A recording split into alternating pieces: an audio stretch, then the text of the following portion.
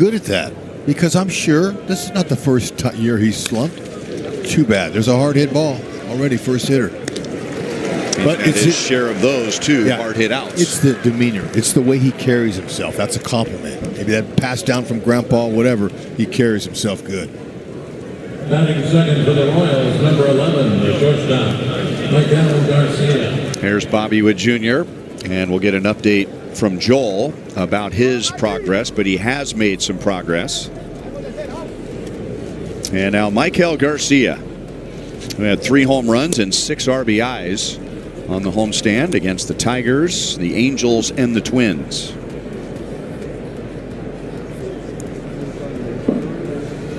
A career high 16 home runs. That is 9 more than any other season. 1 ball, 1 strike. Like another one of those. 94 middle. I mean middle. That was perfect ball to hit. Be ready.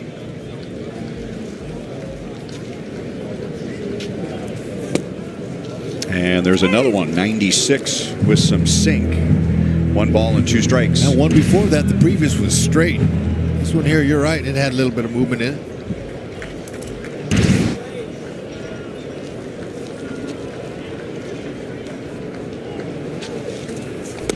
And then he gets him with a breaking ball.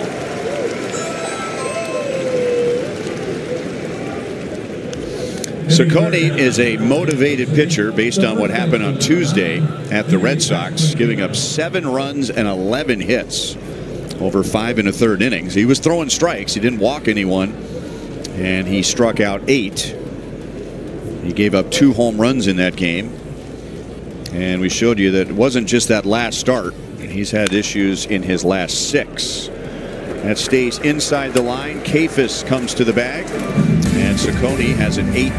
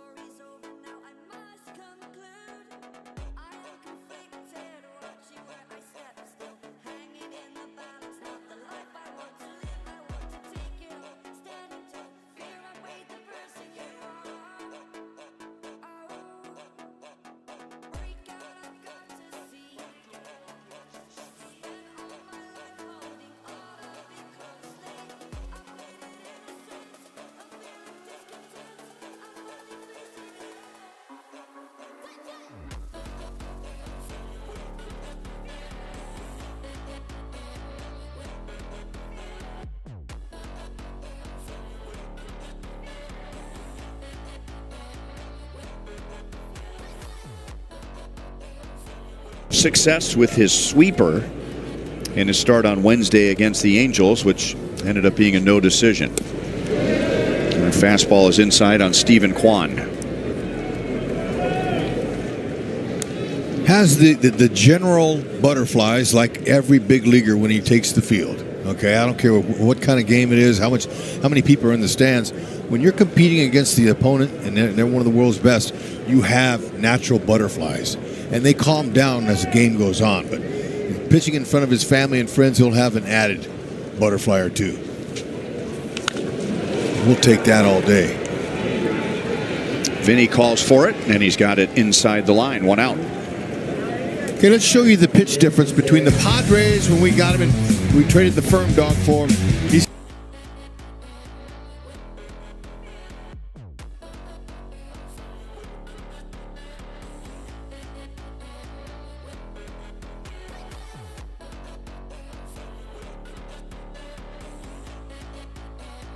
Five of his 6 strikeouts were with that pitch. And a high strike on Daniel Schneemann.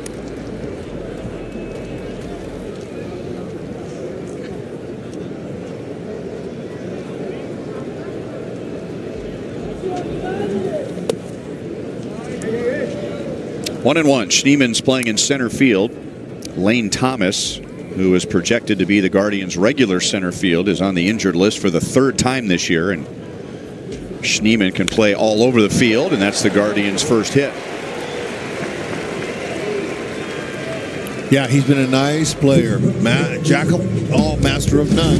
He's playing everywhere. It's been good. Royals' defense has been a huge plus this year.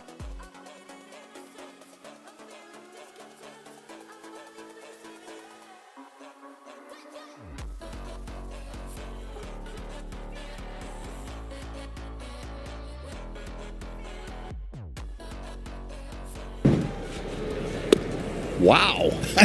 No pressure. Right out of the gate. I love That's the first. You've never dropped one of those before. I hope he hits for the cycle. Watch it happen. Okay. Okay is right. And in today's TV world, that you will be a prediction god if that comes true.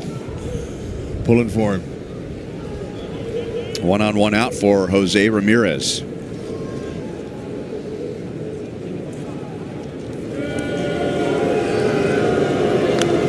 Schneemann, he's maybe not going anywhere. He's stolen 9 bases. He's been caught 3 times. I like him. He's a nice player. You got to have a guy like that to play any of the spots. 1 ball, 2 strikes on Jose Ramirez.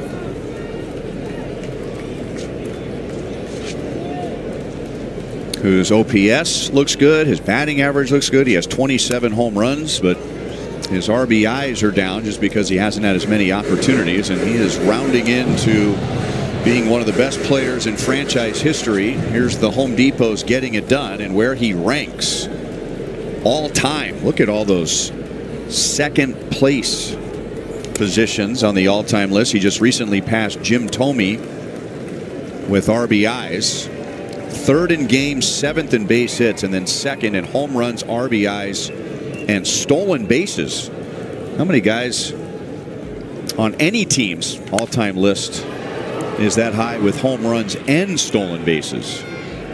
No Yastrzemski makes a play in left field. He's amazing, especially when he came in. When he came in the league, Rhino, he looked like a basic, small, big league ball player, utility type guy. Never would you expect he'd become one of the greatest all time in their franchise. But that to tell you, the work ethic, his skill level, switch hitting, position playing, and his drive and his heart to play the game is off the charts. Plays hard, plays hurt. All the time. Hustles. He's a leader, big-time leader on How many years did he have that were very productive, and then at the end of the season he had surgery on something, and you realize he did all that with an injury? Right. True gamer. Kyle Manzardo. And that's hit to the gap, and it's going to roll deep. Schneemann will be sent home, and the Guardians get a run in the bottom of the 1st inning on a Kyle Manzardo RBI double.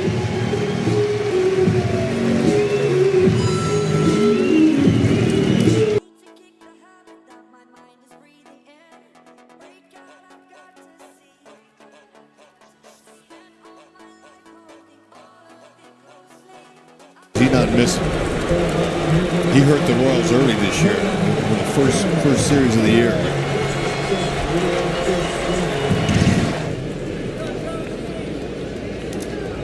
And now runner in scoring position for Nolan Jones.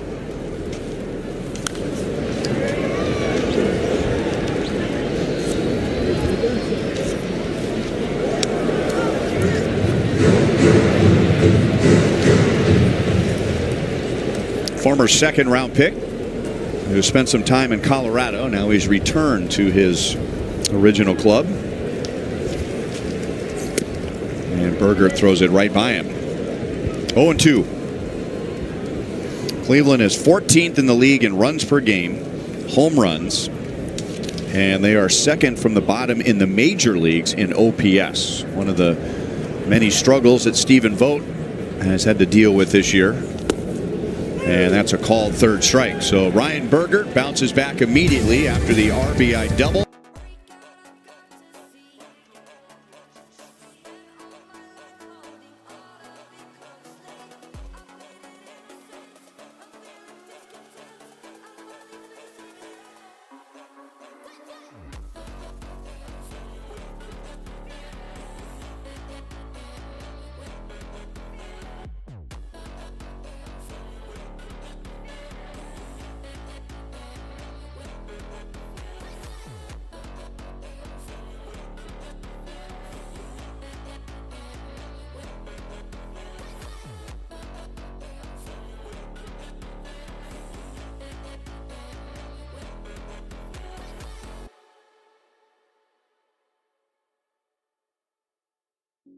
The pain I felt is paid for, all is said and done.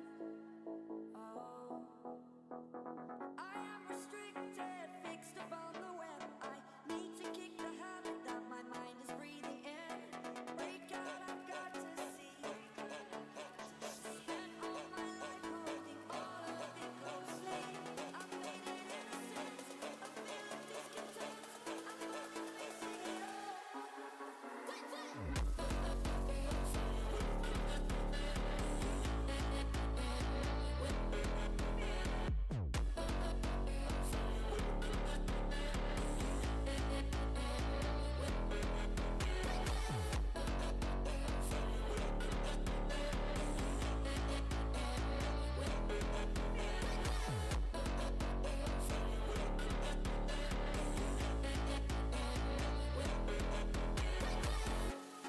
Burning the bridge that keeps us. I'm here and I'm feeling fearless.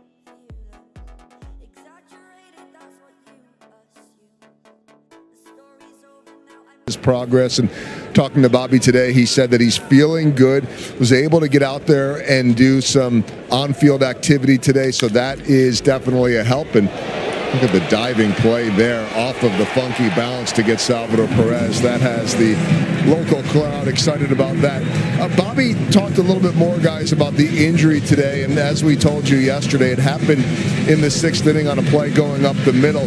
He felt a sharp pain in the lower right side of his back as he was throwing across his body, then had another play and felt it again. He said, I don't ever take myself out of the game, and he said, I didn't really take myself out of the game, but he told Kyle Turner what had happened, and they took him out. He said, I couldn't really catch my breath at that point. I mean, you talk about Jose Ramirez grinding through some things. Here's Bobby Witt Jr. playing unable to catch his breath. He said that while this one feels different than the first one that he had last month, he also said it feels worse. He said probably one of the worst things that I have gone through, but saying he feels blessed to be able to get back soon. It is coming very soon if he continues to progress, guys.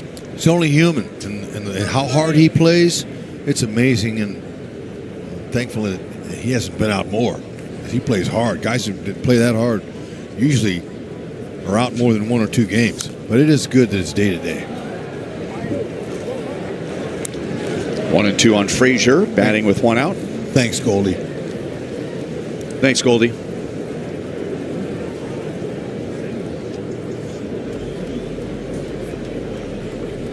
All right, go ahead and get that first one out of the way, the triple, the hardest one. Bat hop. All right, there's a shot. He might have 5 at-bats tonight.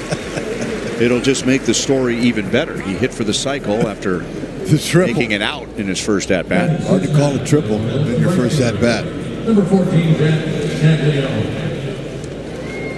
Jack Caglione had one of the best plate appearances of his life, I'm sure, when he pinch hit yesterday and walked after 13 pitches.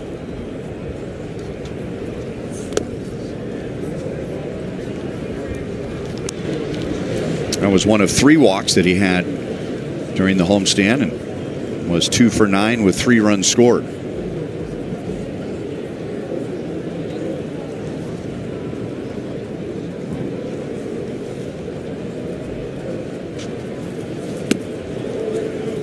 Two and 0.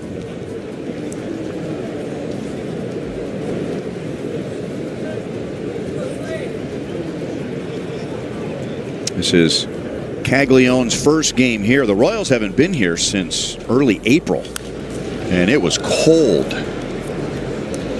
Much cooler than it is right now, but with the adjustment to the schedule and the Royals not coming here 3 times a year like they did for so many years. They arrived very early in the season, and their second trip is very late in the season. A little bit outside. Naylor wanted it. 3 balls, 1 strike.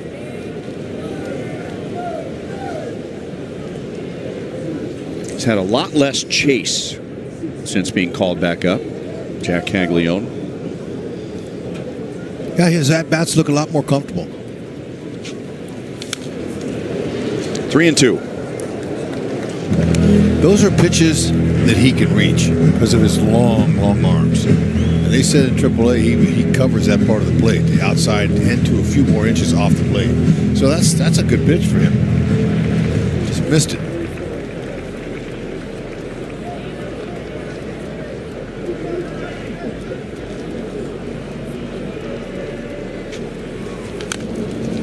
Pulled foul, and that was one of the concerns before he was called back up. I mean, he was hitting the daylights out of the ball in AAA, but it was more the pitches that he was swinging at, even though he's getting hits, and concerned that big league pitchers would exploit that if he was swinging out of the strike zone. Still 3 balls and 2 strikes. But yeah, with that reach and that bat speed, he can reach just about anything. 6'5", 260. All right, couple of curves, a lot of curves in there, a few 4-seamers, but he's being careful, with the 4-seamer, keeping it out of the middle. Now he's missed with a couple of curves, and Jack's topped it. See him get a hold of one. He's been seeing a lot of pitches per at bats.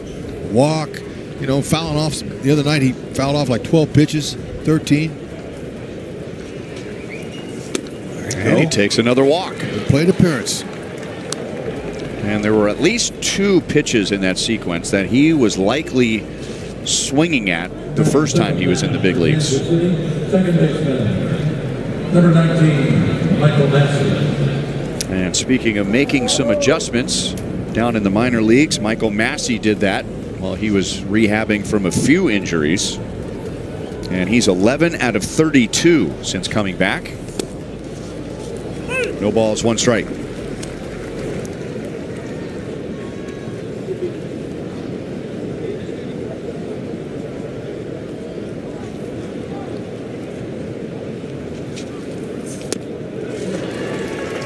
Oh, 2.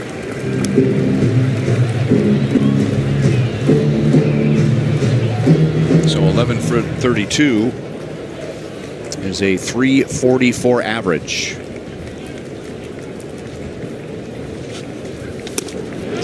Laid off the high fastball and no swing. That's Phil Cuzzy down at third base. That's some 97. That's borderline overpowering right there.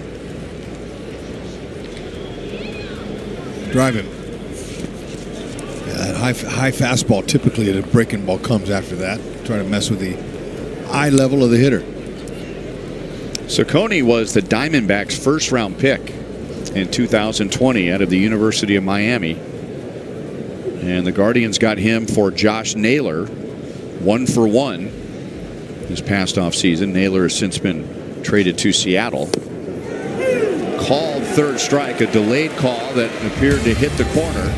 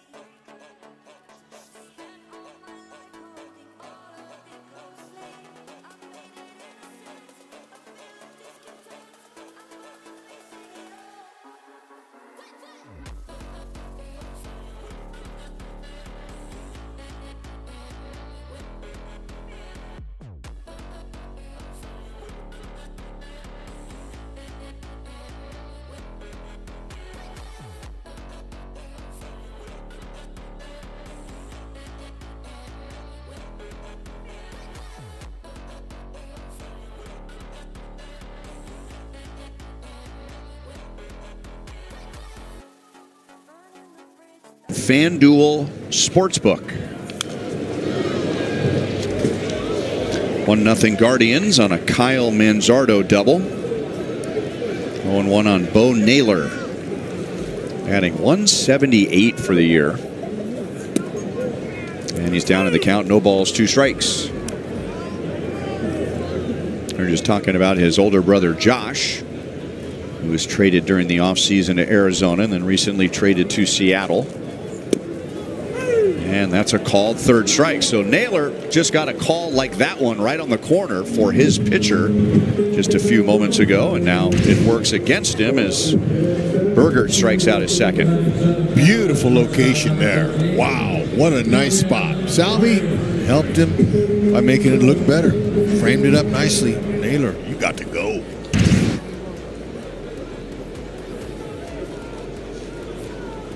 Here's Arias. 0-1.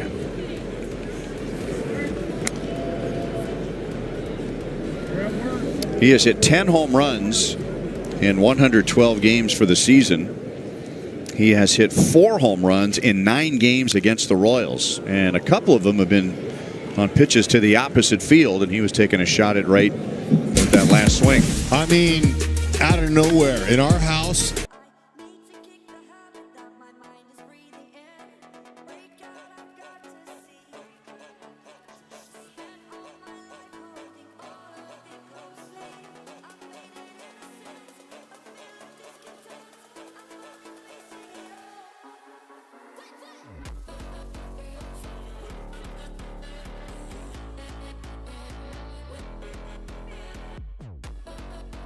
All the way across the strike zone. It has some depth to it. It starts up high, gets the hitter's attention, and then falls off the table. It's got a different shape to it than most sweepers. And against righties, right-hand batters are 1 for 15 against that pitch with 7 strikeouts. And I believe without the foul ball, Burgert would be looking at an immaculate inning right here. How about that? Seen one of those in a while. But there was one just thrown in baseball. I can't remember the guy's name. Who was it? Just a couple this week. Mason Miller. 9 right. sliders. Wow. Yeah, 11 straight strikes. Frazier gonna watch that land in the 4th row. That's not really windy today, but there is a slight breeze out there. It looks like it's blown in. Pushing it in the stands. That one.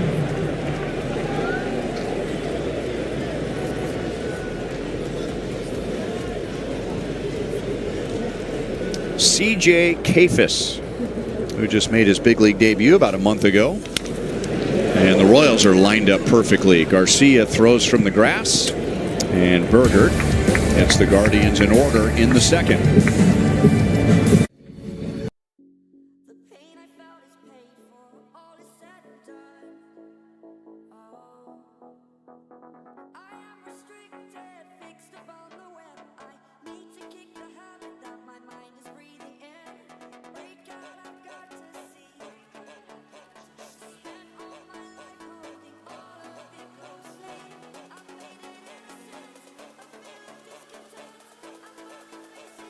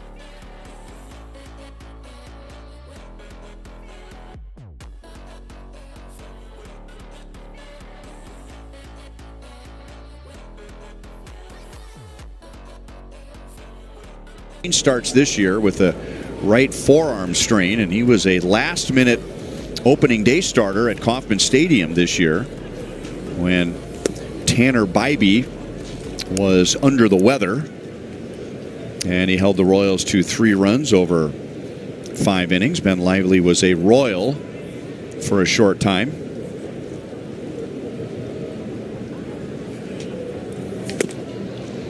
Two 2-0 on Carter Jensen. And you think about all of the things that have not gone according to plan for the Royals this year. The Guardians will say the exact same thing.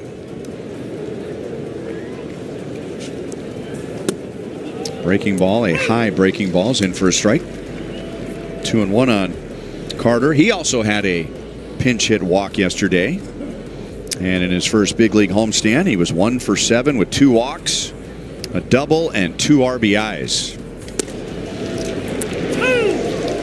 2-1. And I would imagine that Ciccone has some sort of deception, HUD, because the Royals are taking a lot of middle fastballs in the first 3 innings. They sure are, and that's not good.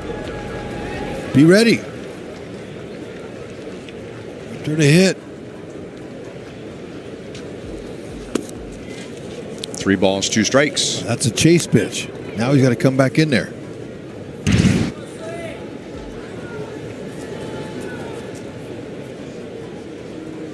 Hitter's view. Best we can do for you. That fastball's fouled away. Throws another hanger. Don't miss that. Top of the zone. You got one of those in this at bat here. Those are freebies to take an easy swing on, and they'll jump out of the park. And that is outside for another walk.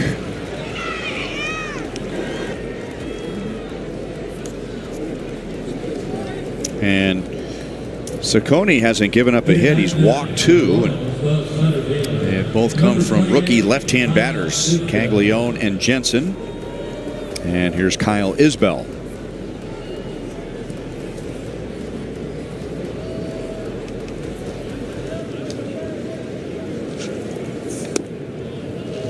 Curveball dips low.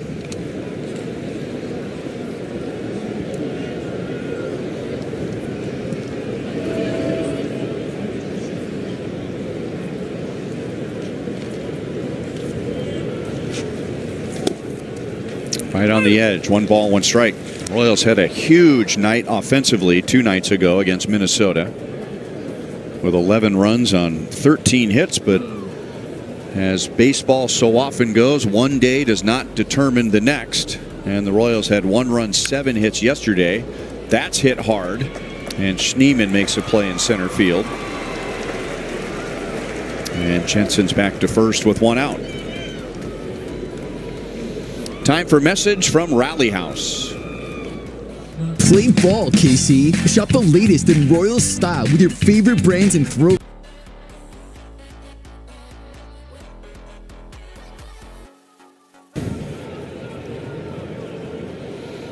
Mike Yastrzemski grounded sharply to the shortstop Arias first time up, who was positioned just to the left of second base, right around the limit where an infielder can set up with the new rules. And we saw a play yesterday with Minnesota, and with Brooks Lee playing at shortstop, he was right on the edge and then started to move toward the middle after the pitch was delivered, which is within the confines of the rule.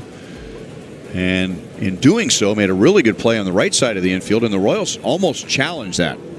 Matt Quatrero had his hand in the air because he was wondering if he had violated the shift rule. 1 ball, 2 strikes. Ciccone, he's hitting some spots down low. He's executing some good pitches on the Royals. Yeah, he's not right down the middle like I thought he would be.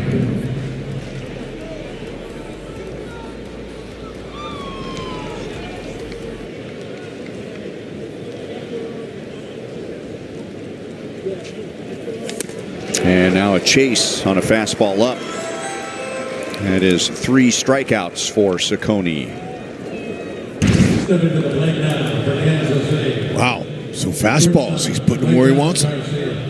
Trying to keep the Royals alive with a curve, just like we told you when we introduced him. His fastball and curveball, 2 different variations in speed. Almost 10 mile an hour.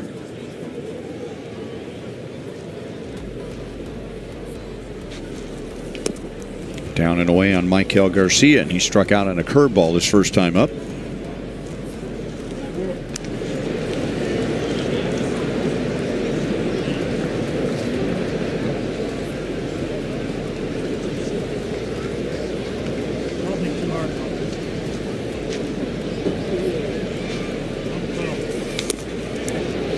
Two balls and no strikes. So you can see why the Guardians wanted him. And they gave up a really good player to get Slade Ciccone. Josh Naylor had some big seasons here. The velocity is there. The quality of his secondary pitches are there. His first full season in the big leagues was last year with Arizona, and he did not pitch very well at all. He was 2-7. His ERA was over 6.5. He has made strides this year. Garcia hits it to the gap, and Schneemann in pursuit runs it down and then slams into the wall. So that saved a hit and a run.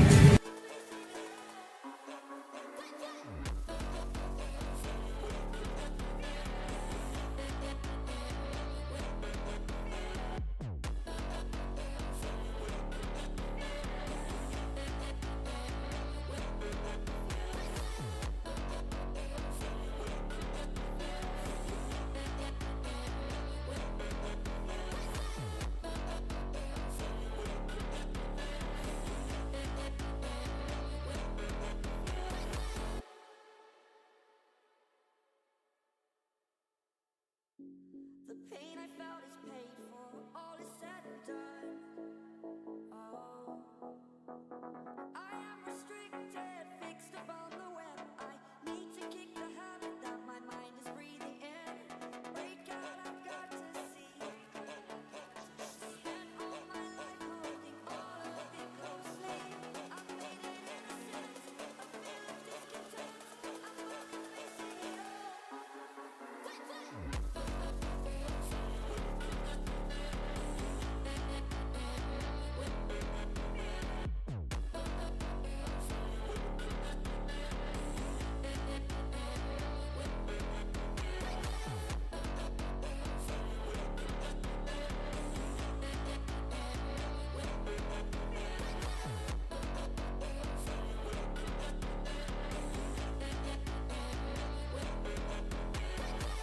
it all. Burning the bridge that keeps us. I'm here and I'm feeling fearless. Exaggerated, that's what you assume. The story's over now, I must conclude. I am conflicted, watching where I step still. Hanging in the balance, not the life I want to live. I want to take it all, standing tall. Fear I weighed the burden. A great deal last year when we were advertising that about this time. Royals.com/season tickets. And those early deposits in September of 24 meant priority to those 2 playoff games at Kauffman Stadium against the Yankees. That was the 15th, make it 16 consecutive strikes thrown by Berger, who came within a pitch of an immaculate inning last inning. Woo. He struck out the first 2 hitters on 3 pitches, Naylor and Arias. And now that pitch is flung into left field. And Rocchio did a good job just making contact down in the count. And he's on to begin the 3rd.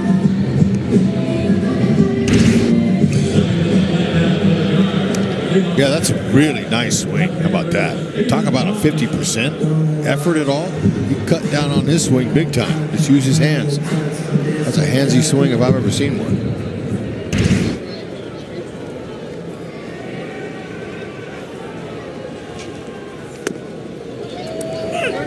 And that is a strike.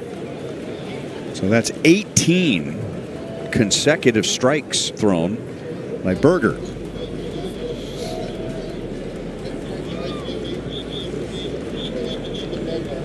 Rocchio has 6 steals.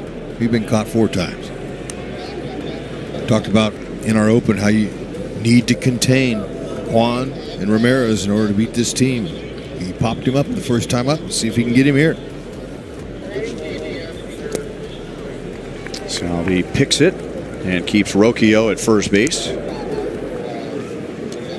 So Burgert is up to 33 pitches and 26 strikes. That's pretty good. That's their whole goal, is fill up the strike zone, get outs. Now, to be more specific, he hasn't thrown 26 strikes. The final result has been a strike, so he's missed out of the strike zone. But so long as he gets a swing and it goes down as a strike, but he's either putting it in the strike zone or he's got the Guardian swinging. Yeah. And that hits the upper edge, 2-2. Only one bad pitch, and there's a changeup in the middle. Paid for it, knocked in the run. Burgert has struck out 3. This is one of the toughest guys to strike out in the league. And there's a line drive with 2 strikes. So both Rocchio and Juan go to the opposite field with less than full swings. And the Guardians have 2 on with nobody out.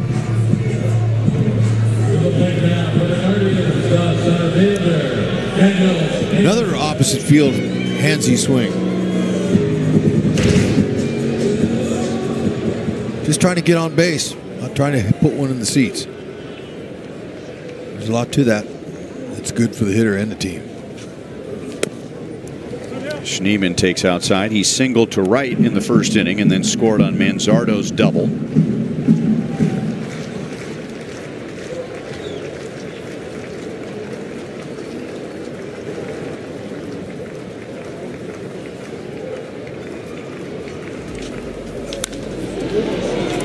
Into center field. Rocchio goes to second. Isbell gets behind the fly ball. Rocchio's going for it. Juan tags right behind him, and the Royals get an out at third base. Give Isbell another outfield assist. He was perfect on that. Rocchio, he likes his speed, but ain't with him. His skipper's not replaying that. I love how he gets in back of the ball coming in. See how he's getting something on the throw? Perfect. We got one hopper Frazier, easy tag, quick hands. That's a big out right there. That's a double play the hard way. Play of the game so far for the Royals. And now Ramirez with a runner in scoring position. So that's also a heads-up play by Juan, realizing there might be a play at third. He went back to tag. Yep. You can see that whole picture there.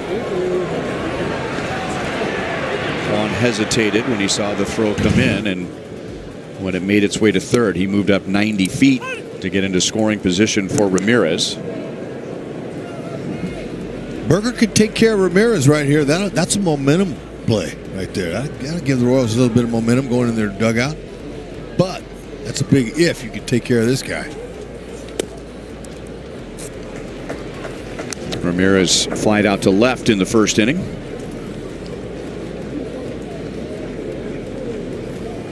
Guardians have won 8 of their last 12 and hitting very well with runners in scoring position. They're 0 for 2 tonight, and that's up the right field line, and that's going to be down. And that's what RBI guys do. Wasn't hit very hard, but his job is to drive in runs, and he gives Cleveland a 2-0 lead.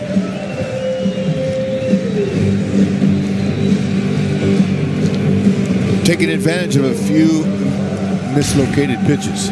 Let's see where this one is. I thought it was elevated. Yeah, that's too good to hit. Too good for a hitter to pass up. That's what I meant. So that extra 90 feet by Juan on the fly ball to center field turns into a run.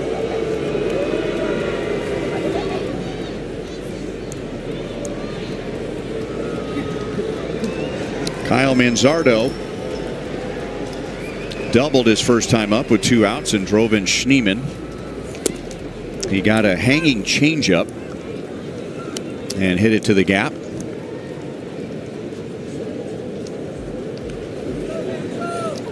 And sometimes a pitch can be so hittable, Hud, you might say as an expression, he could have hit that with his eyes closed. Yeah, and I think we did. We saw him do it. Anyway, Ramirez, 37 steals. That's a lot of bags. When you're a veteran player like that, I'll tell you his talent. He's only been caught 7 times, but he might go for 38.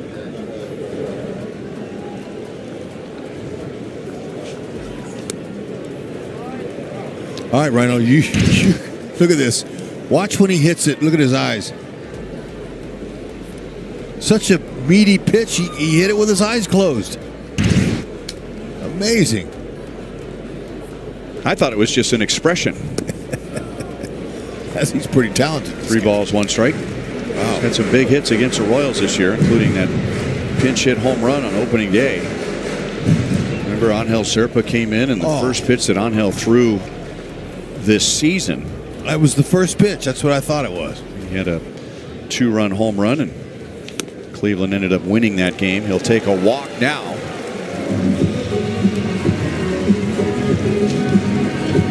So Ramirez moves up to second, and Manzardo's on for a second time. That's Ryan's first walk, and now he's going to have a little chat with Brian Sweeney. And we'll step aside for another message from Rally.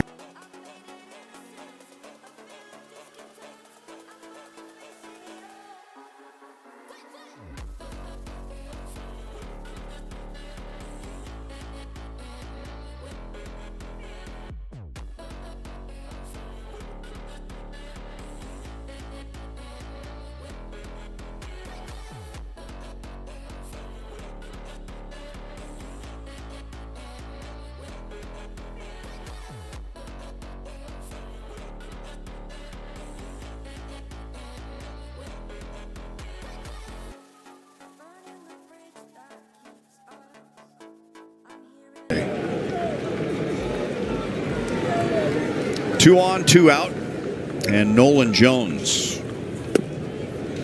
And he took that pitch for a called third strike his first time up. He's got Ramirez at second and Manzardo at first.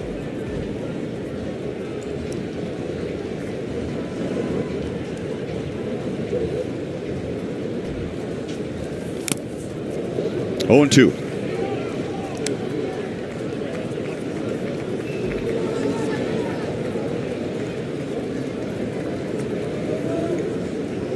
Bergert has thrown 21 pitches in this inning.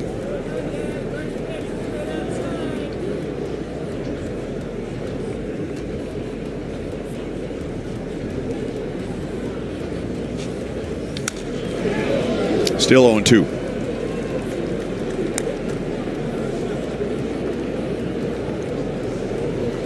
And this will be his 50th pitch. The Royals have not stretched him out much in his first 6 starts with the Royals.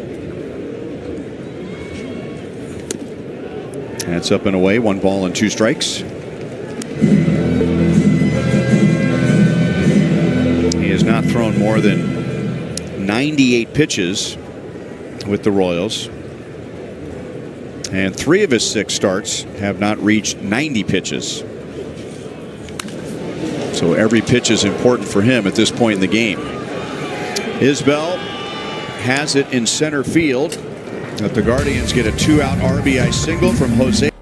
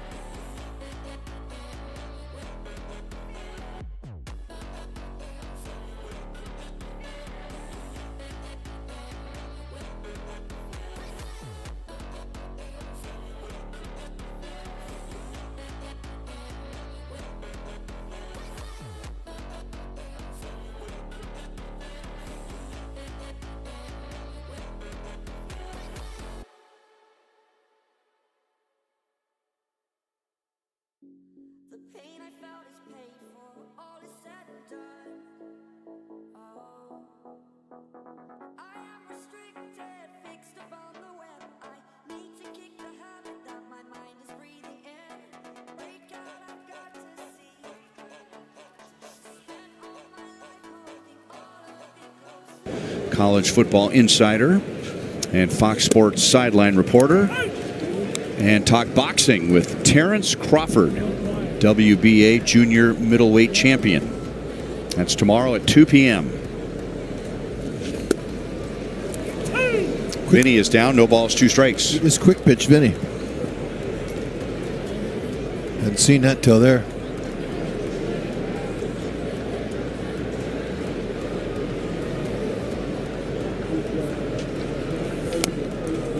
One ball, 2 strikes. Vinny grounded out to first in the first inning.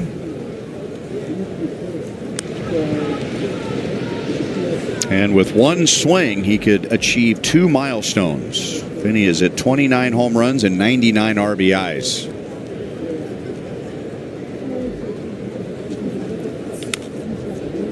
He hits that one into left field, and Kwan is right there.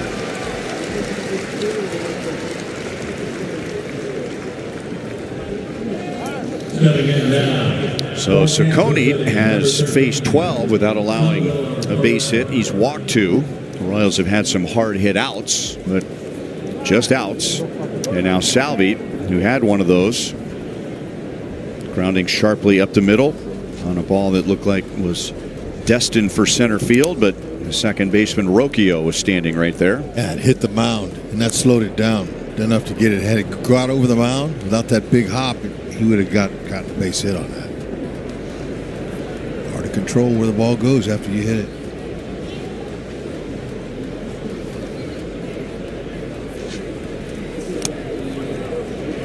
Two 2-0, and Salvi's moving up on some career milestones. 298 home runs and 997 RBIs. There's another quick pitch, and Salvi didn't move. Neither did Pasquantino. They both were thrown for strikes.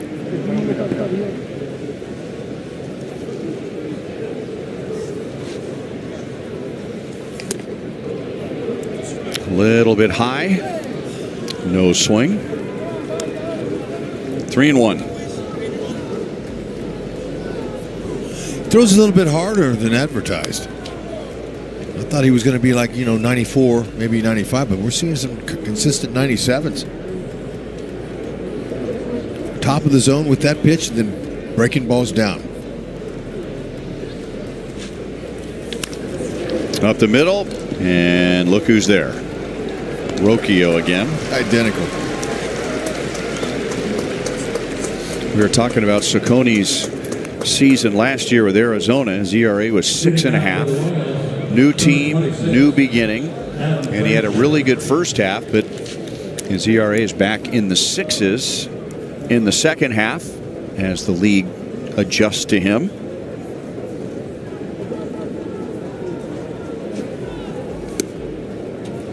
One on Adam Frazier. He grounded out to short in the second inning. He's gotten away with a lot of fastballs right down the middle so far. Sure has.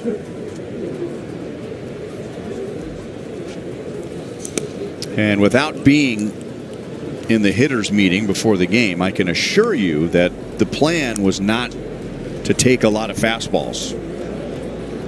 So that'll tell you that there is some sort of deception or something in his delivery where the hitters aren't picking it up right away. And he's throwing 95, 96, 97. Right, that has a lot to do with it. Ramirez throws low, but Kafis pulls it out of the dirt, and with a 2-0.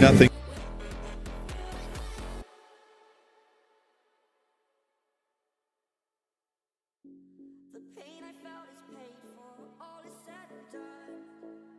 Oh, I am restricted, fixed upon the web. I need to kick the habit that my mind is breathing in. Break out, I've got to see. Spent all my life holding all of it closely. I'm waiting in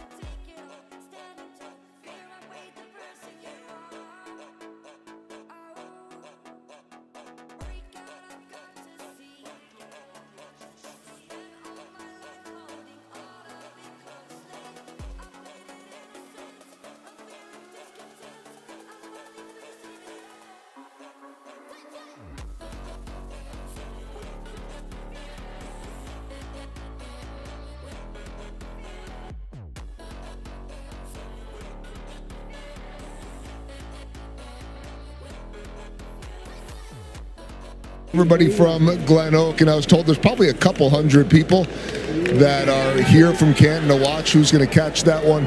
Here's the weird part about it. I'm out in the bleachers right now, and all these guys are on the Glen Oak high school baseball team, proudly wearing their green, and they are cheering for every out in the game, is what it seems like to me. They're cheering for every out that Cleveland is able to get when they're in the field, because all these kids are Guardians fans. I asked them all, and their favorite players, as you might expect, Jose Ramirez and Stephen Kwan are the two tops of the list. However, they are also cheering for every single Ryan Bergert out. That is what has happened. Talking to his parents, guys, who are down behind first base, Todd and Kim. I met them before the game, and Kim looks very nervous. I said, "Who's nervous?" And Mom raised her hand, and Todd, the dad, maybe just like what we see from his son Ryan, said, "No, not at all."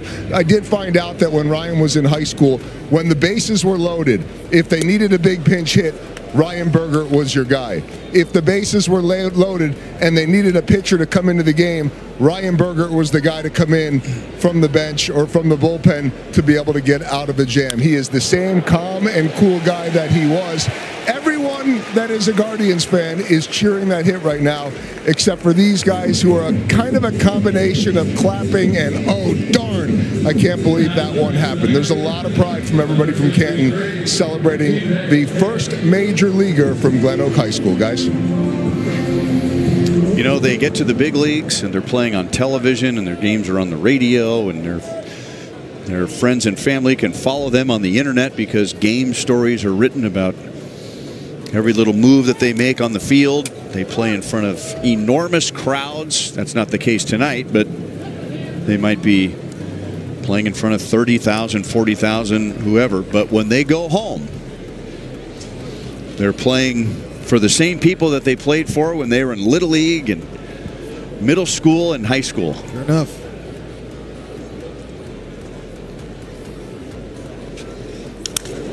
Sounded like a bat was broken, but that ball's going to end up down into the corner. The Royals did a good job of deking Arias. He's going to be waved home anyway, and the relay to the plate is going to be late. And for the first time as a Royal, Ryan Bergert gives up more than 2 runs. Adam Frazier is standing over at third base, and Matt Quatrero was wondering if Arias may have missed third base, and the Royals will not challenge that. Well, it looked like he got the inside corner to me. Good touch on the double by Kafis.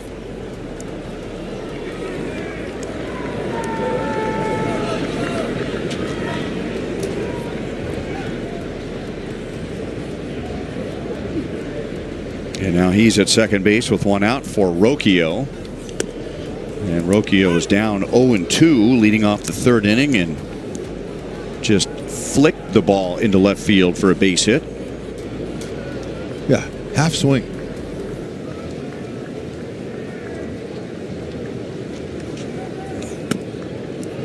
Two and 1. So that puts an end to a Royals record. Ryan Bergert became the first pitcher in the 57-year history of the Royals to go 5 or more innings and allow 2 earns or fewer in his first 6 starts. He had been in a 3-way tie coming into tonight with Steve Busby and Noah Cameron. So 2 of those were this year. Royals hitting on rookies. It's beautiful.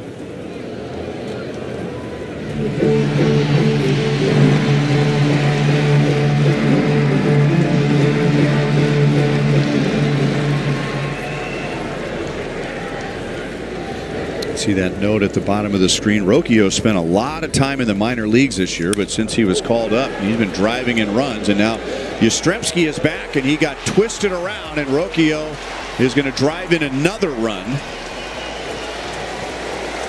Kafis comes in to score, so that's back-to-back doubles, 3 straight hits, and now Cleveland leads 4-0 in the 4th inning. Yeah, they're getting to him. And they're doing it with superior. Fixed upon the web. I need to kick the habit that my mind is breathing in. Break out, I've got to see. Spent all my life holding all of it closely. I've made it innocent. A feeling discontent. Field to left, but it's different. That twisted him up. Coming off a left-handed bat, that ball slices towards the foul pole, the line, left field. Off a right-handed bat, it goes the other way to in right field. It slices towards the line that way, so a little different angles. Frustrating thing for Bergert, I'm sure, is that he's making some good pitches. And now 2 times through the order, and Cleveland has 3 hard hit balls. That was one hit by Rocchio. So you have 4 runs, 8 hits on 3 hard hit balls. 14 balls put in play, 3 hard hit. I think Ryan Bergert, if you presented that to him before the game started, he'd say, I'll take that. But they have been well placed soft hits.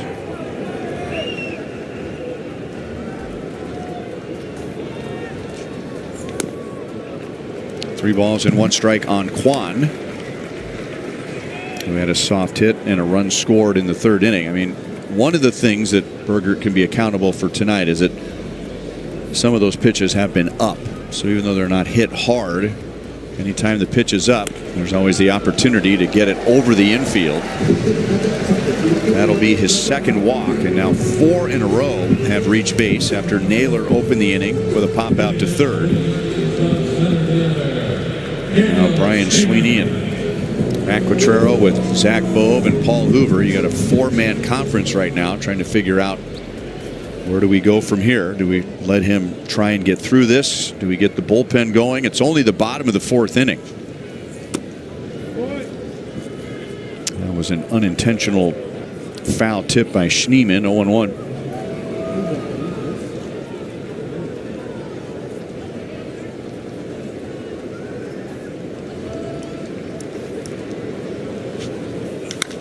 That's well hit, and it's deep to right field. Caglione is at the wall, and it barely stays in. 1 run will score. Kwan will be held at 3rd, and Daniel Schneemann came very close to hitting a 3-run home run.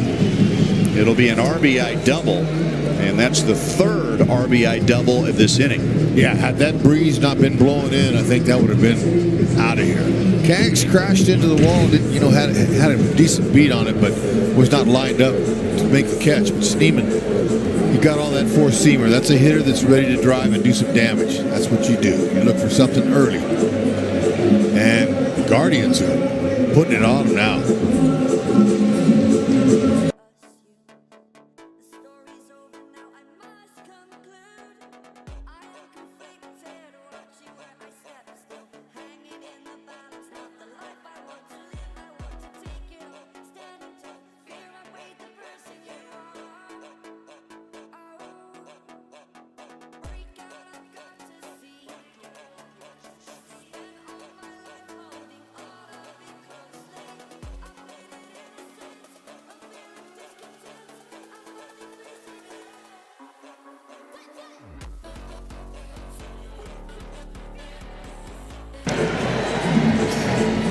I'm going to put him on.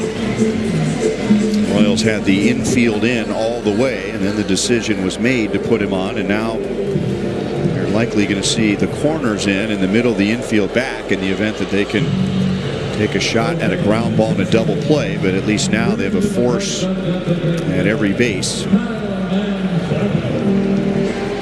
And now Manzardo, who doubled in a run in the 1st inning and walked in the 3rd.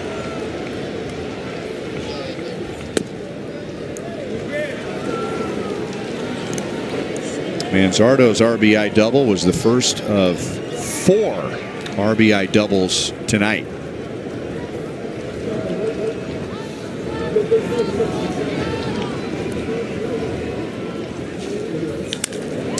Grounded, caught by Massey. His only shot at an out was to roll it over to Garcia. A run will score. That likely saved another run by keeping it on the infield. So Kwan scores and everyone else moves up 90 feet. And Manzardo has his second RBI of the night. Well, it's tough to control when you flip the ball out of your glove. You don't always know which where it's going to go. So that's kind of an emergency play. And I don't think he had time to get to his knees and throw it over there to get the out. But it was a do or die play, and it died. And here's the 9th man in the inning to come up, Nolan Jones. Berger got an out against the first batter, Naylor, and now the Guardians have had 7 in a row reach base. And that was a swing to make it 10-0. 1 ball, 1 strike.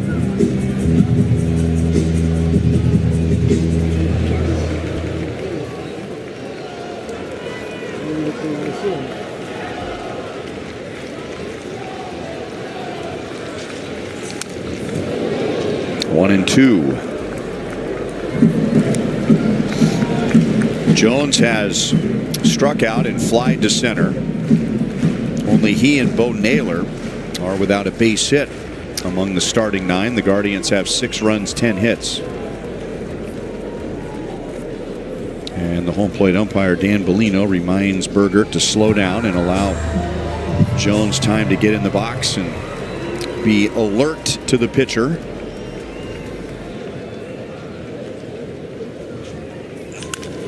Line to left field, and that's going to be deep, and that is going to be down. 1 run is home, 2 runs are home. Manzardo is held at third, and the Guardians have come up with 6 in the bottom of the 4th inning, and they lead 8-0. I think probably should get.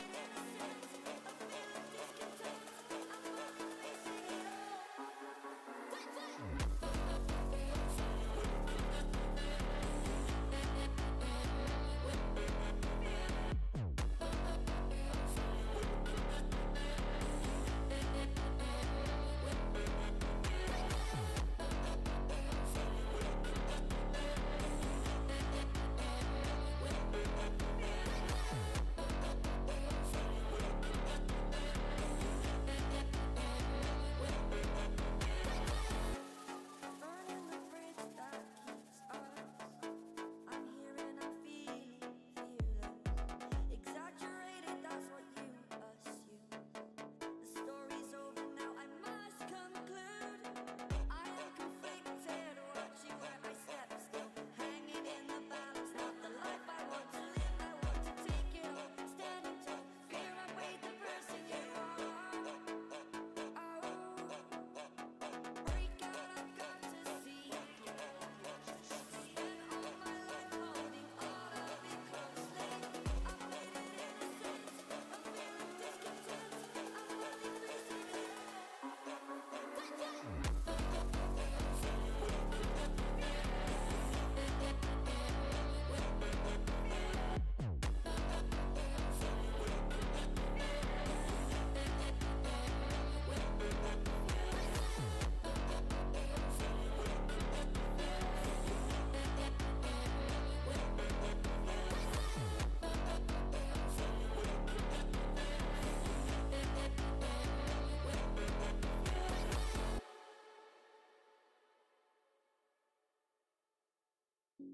The pain I felt is paid for, all is said and done. Oh, I am restricted, fixed upon the web. I need to kick the habit that my mind is breathing in. Break out, I've got to see. Spent all my life holding all of it closely. I made it innocent, I'm feeling discontent. I'm running facing it all. Lynch will pitch with runners at second and third and 1 out. And Denny Matthews and I always have fun on radio saying you never want to be that guy. You don't want to be the guy that makes the first and the last out of the same inning. Bo Naylor has a chance to make the first and the second out in this inning. That's what the Royals are hoping for. My goodness. Yeah. He opened this inning with a pop out to third, and then the next 8 reach base.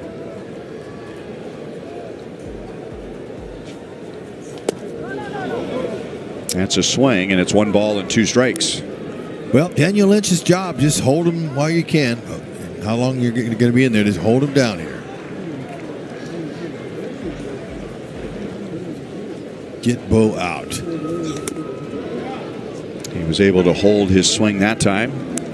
2 balls, 2 strikes, and now Bo Naylor is the only Guardian who has not had a hit. They have 8 runs, 11 hits, and we're in the bottom of the 4th. And Bo Naylor makes the first and the second out in the same inning. I don't think he is going to ask for that baseball and put it on the mantle in his office back home. No. I don't think anybody has a mantle of shame, but that would go on it.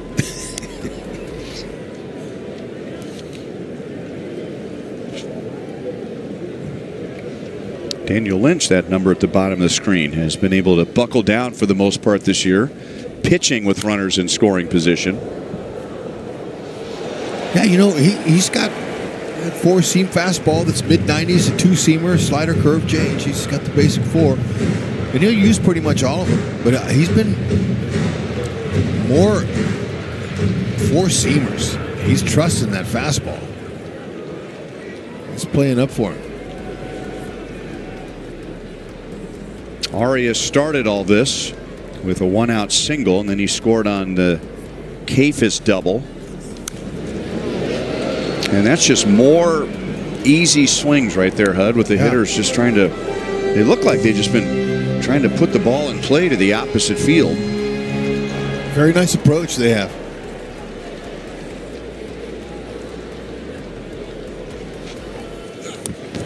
And that pitch was up by his eyes. So Lynch comes on and strikes out 2, but the damage has been done, and Cleveland leads 8-0.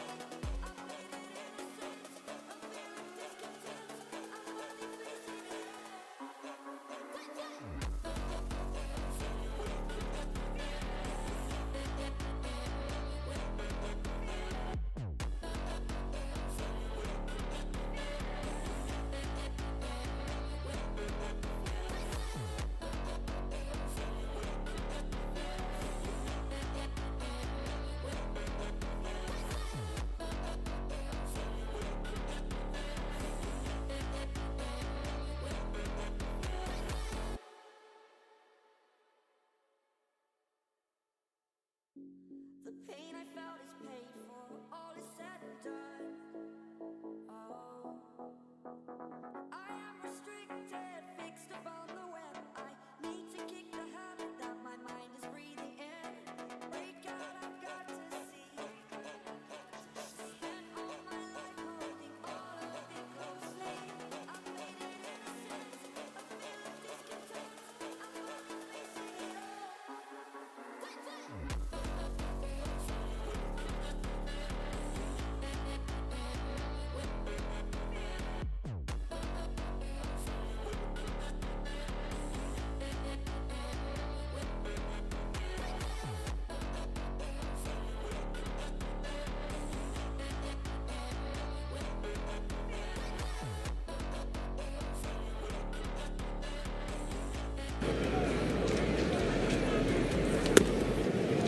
And now Slade Ciccone pitches with a 8-run lead beginning the top of the 5th inning, and he's done his part.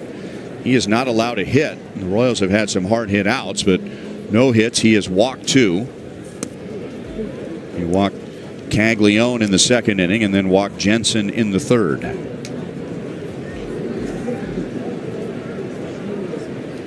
Well, let's just hope he sat down there long enough to where he's going to leave some cookies in the middle. We can get back in this game. Actually, with no hits, we're not even in it.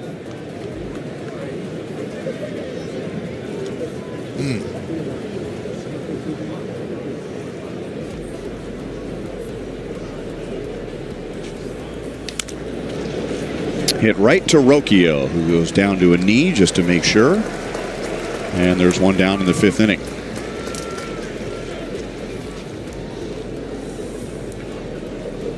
Hitting now for Kansas City, second baseman Michael Massey took a called third strike in the second inning. Ciccone has struck out 3.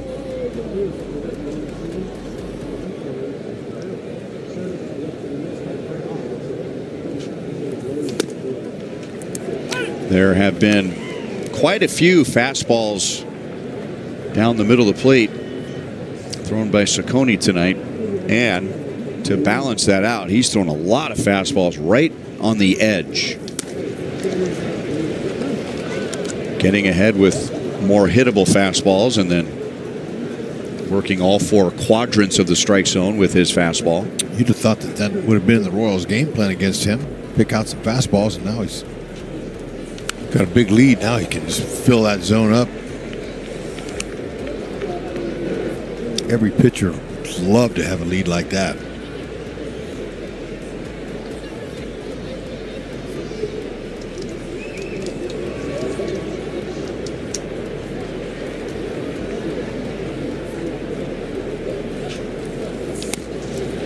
Two and two.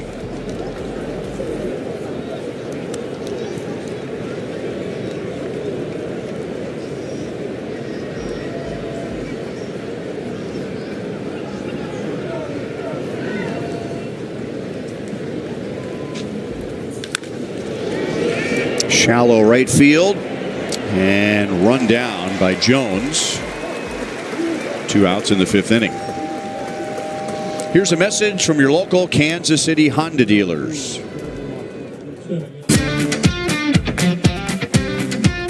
Now's the time.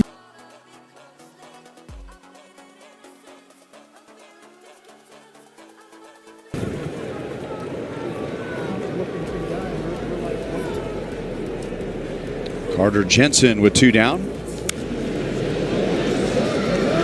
He took a walk his first time up.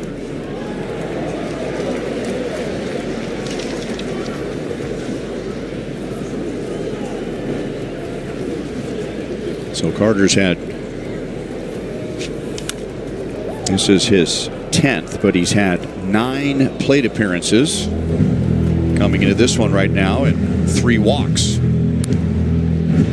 That'll tell you a couple things, that he's got a good feel for the strike zone, and the Royals already knew that. But it also shows that he's not overwhelmed right now. And he's not up there hitting on the pitcher's terms. No, he looks very controlled. There's another quick pitch. He's not jumping. You know, his stride is real short and contained. And the at-bats I've seen, and he looks good. Cags is better too. So this is a pleasant surprise to see these 2 young guys come in at this time of the season and help them out if they can. Got a long way to go in this one, though.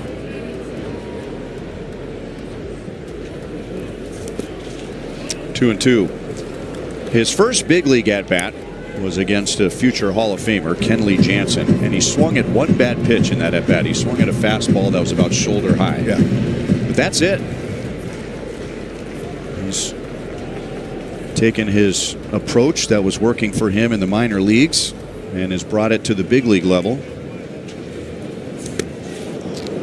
3 balls, 2 strikes. Wow. Missed a mile on that one.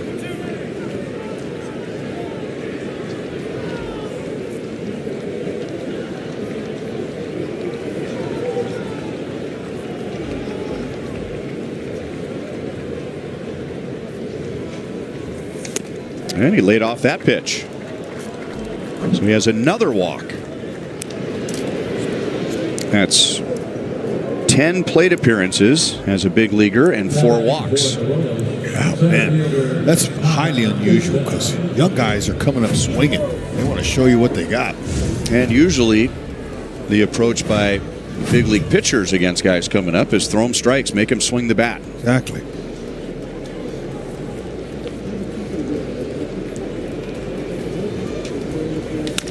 Isbell pulls it on the ground. Rocchio slides and makes a nice play to get the force at second base.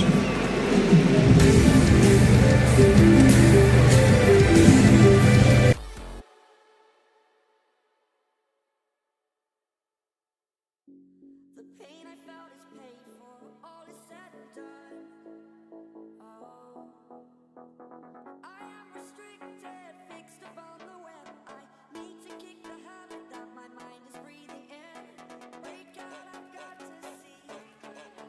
Spent all my life holding all of it closely. I've made it innocent, a feel of discontent. I'm finally facing it all.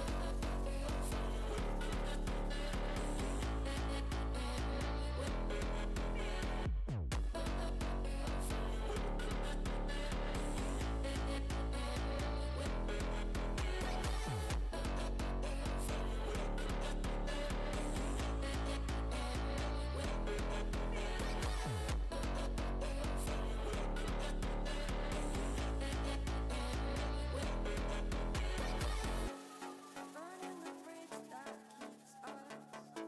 I'm here and I feel fearless. Exaggerated, that's what you assume. The story's over now, I must conclude. I am conflicted, watching where I step, still hanging in the balance. Not the life I want to live, I want to take it all. Standing tall, fear I weighed the person you are. Break out, I've got to see. Spent all my life holding all of it closely. I've made it innocent, a feel of discontent. I'm finally facing it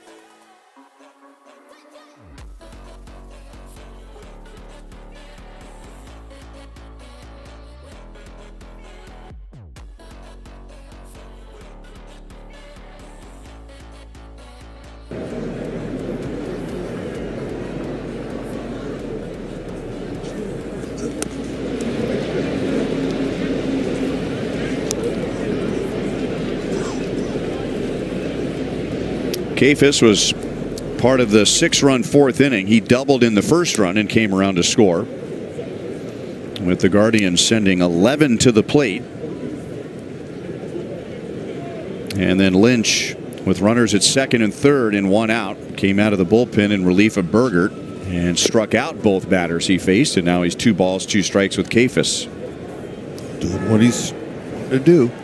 You can't give him any more runs if you want to try to win this ball game. Just go out there and execute.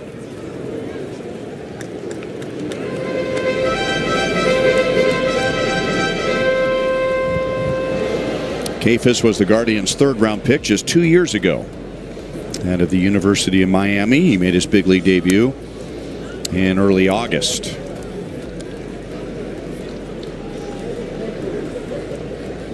Right now, the Guardians believe that he can hit at this level. They haven't quite figured out a position for him yet.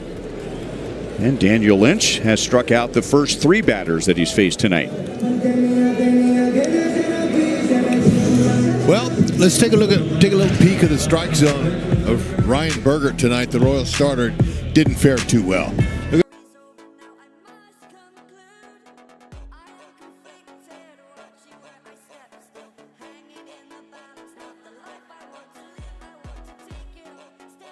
Exactly what they did. Cut down on your swings and just hit it where it's pitched. They found all the holes.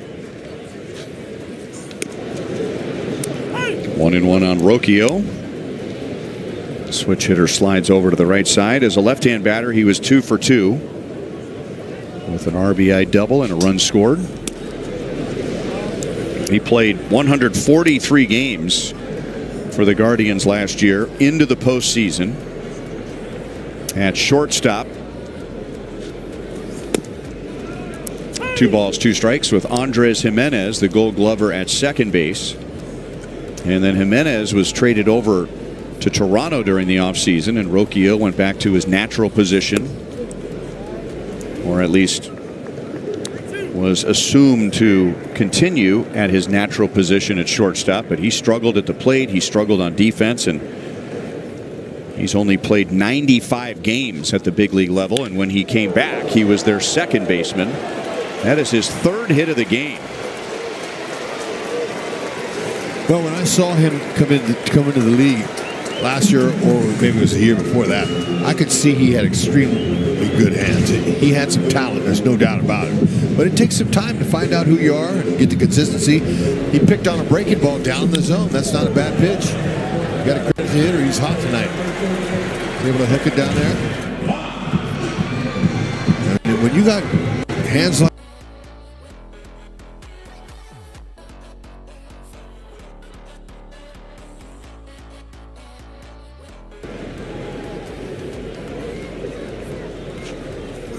And now strike on Stephen Kwan. Well, it's not always the case, but there's an excellent example from right here in Cleveland of a very good shortstop who didn't hit at all.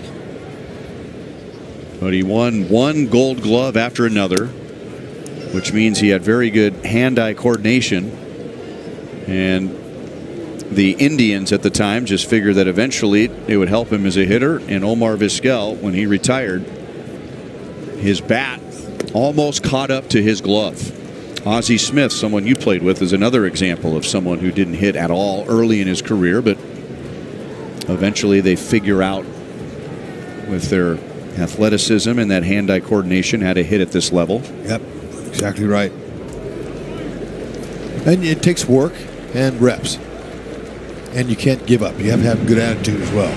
You've got to be able to handle the failure when it comes. That's the biggest part of this business. Not if it comes, when it comes. There's a base hit to right field for Kwan.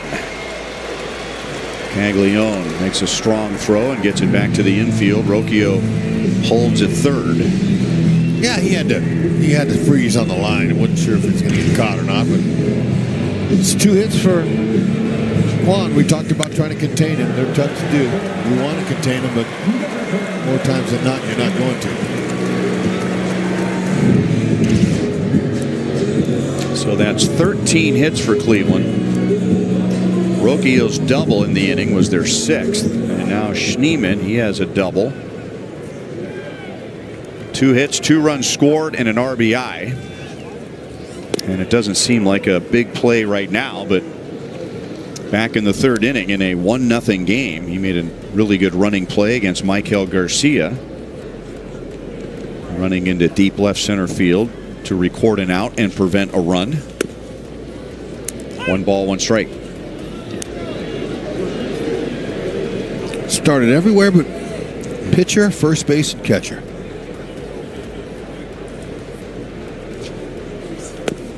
Have you met him yet? I have not. He's your kind of a guy. Yeah, I'm going to over there the next couple of nights. But I met Stephen Kwan today, and he was on my list to meet.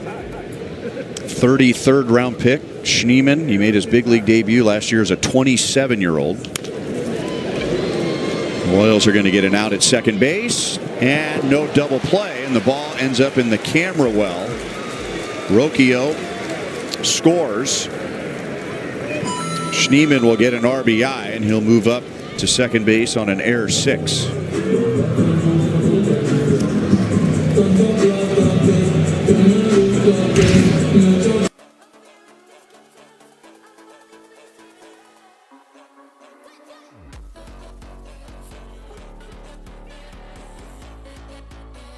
There at shortstop because that makes him happy. He loves playing short. He just rushed his throw. It's only his 8th error. When I say only, that's really good. You stay under double digits on the left side of the infield all year, you're playing some defense.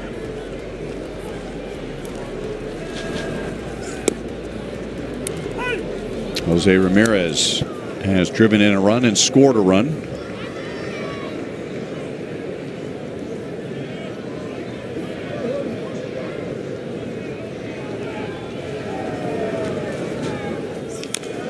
We were talking about Ramirez in his first at-bat, how he is second all-time for Cleveland in home runs and stolen bases, and how rare that is. He is the only Cleveland hitter who has gone 250, 250 home runs, 250 stolen bases, and more recently he became just the 4th player in Major League history to go 280 and 280 with one team. At least 280 home runs, 280 stolen bases with one team. And you're probably wondering who the others are, right? I was wondering. That's still impressive. Man, oh man. There you go. Craig Biggio, Ryan Sandberg, and Willie Mays. Hall of Famers. Not surprised. Sean Van Beesler was all over that. Thank you, Sean. 2-2.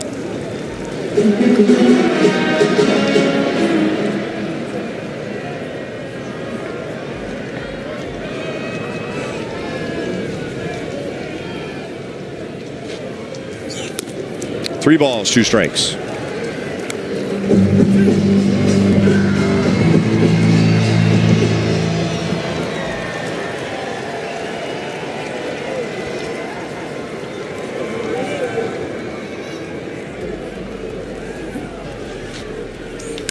Grounded sharply to third. Frazier bobbles, recovers, and throws on a bounce, and it's not in time. And Ramirez was running hard. And he's going to reach with 2 outs. And the Royals are going to challenge this one. Vinny, by the way, was staring into the dugout the whole time, and he would know. Vinny saved a run. Nice, soft hands on the long hop. The safe call at first base. The previous play is under review. And when I say the first baseman would know, it's because he feels the ball hit his glove, and he feels the vibration of the runner hitting the bag. That's right. Hot smash. 2 hopper came up on him, kept it in front, got his foot and feet together. And Vinny, watch this. Ooh, man, I don't know, but good job by Pasquatch of bending his knees, getting down low to the ground, and didn't have to turn his glove up underneath. He kept his glove straight on top. All it has to do is make contact with the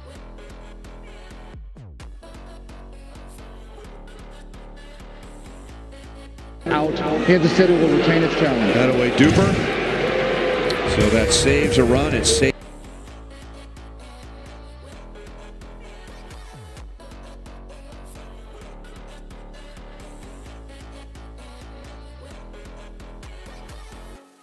Burning the bridge that keeps us. I'm here and I'm feeling fearless.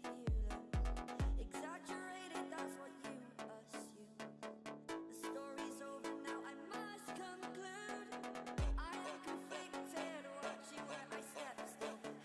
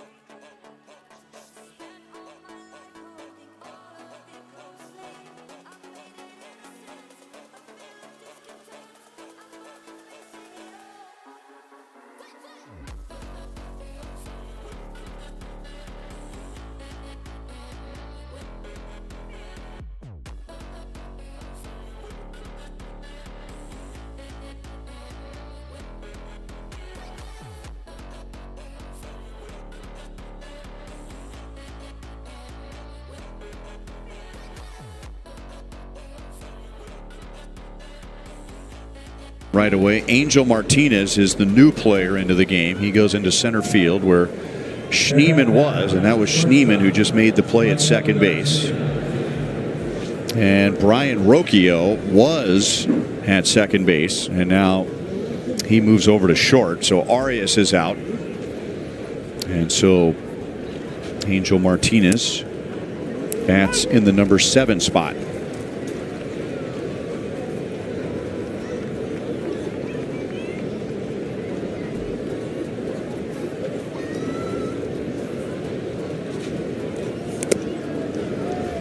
So the Royals are down big 9-0, and they are still without a hit. All Slade Ciccone has done is walk 3.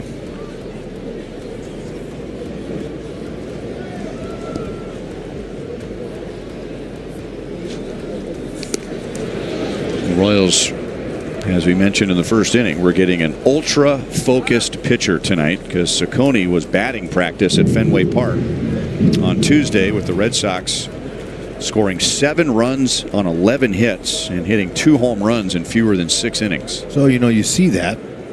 Us as broadcasters, we prepare for the game, and we start saying, okay, this guy looks like he's highly flammable. And you get your hopes up, and then he comes out and hits his spots. He's given up some lineouts like that one to Jones in right field, but no hits. Vinny has one of the lineouts. He lined out to left field last time up. He is 0 for 2.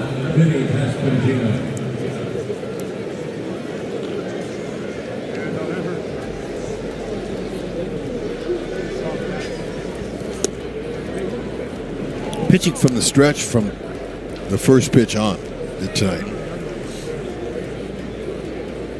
Is it just me, or does he look like he has enormous feet? Looks like his feet are like size 18.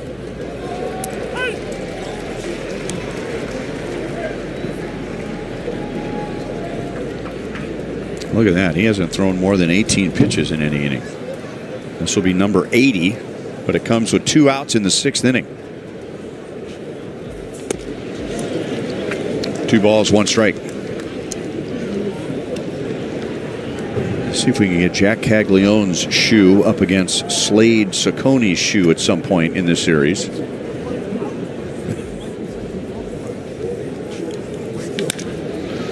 On the ground to second, and Schneemann throws out Vinny, and that's 6 hitless innings for Slade Ciccone, pitching with a 9-0 lead.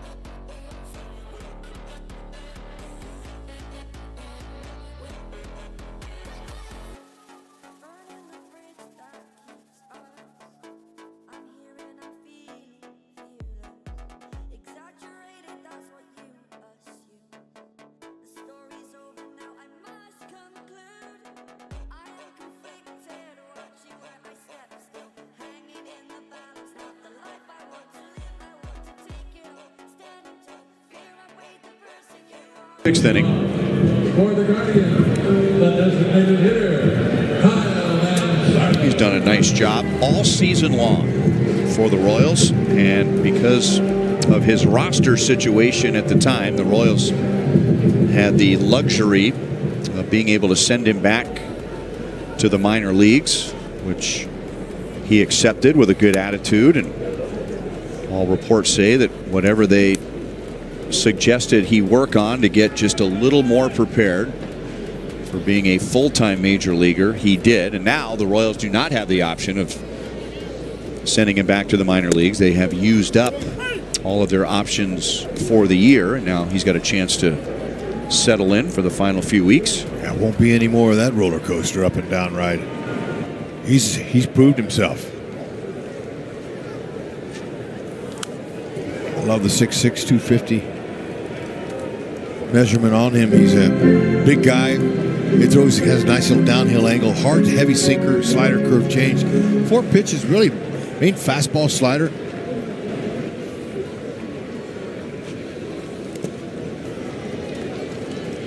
Strike thrower for the most part.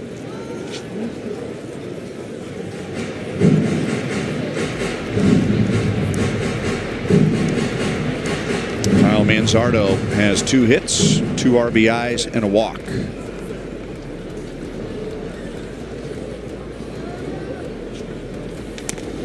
Three and 2. Cleveland scored 1 in the first, 1 in the third, 6 in the fourth, and 1 in the fifth. So they've scored in 4 of 5 innings. And Bolin makes him look bad with a slider. 1 away. It's time for the Miller Lite moment. Back in the 4th inning, Nolan Jones.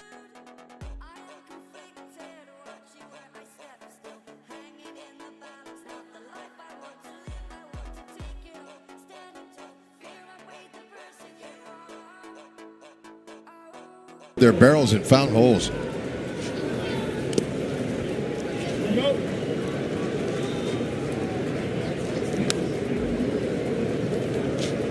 So they have 9 runs, and Jones has the only multi-RBI hit.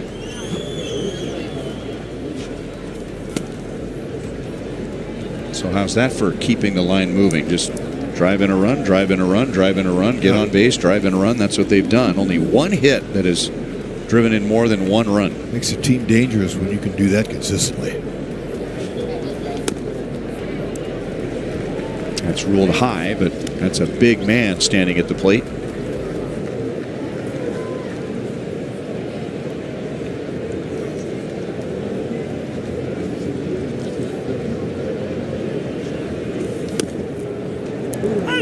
Three and 1.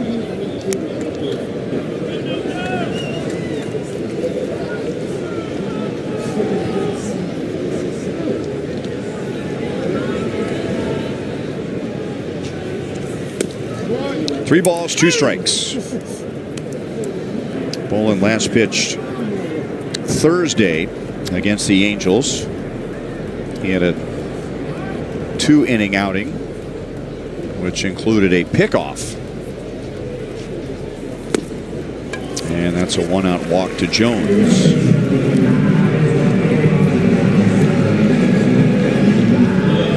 Suit up this season at MLBshop.com and check out the largest selection of authentic jerseys, caps, hoodies, t-shirts, and more. Visit MLBshop.com for your Royals gear and today's special offer.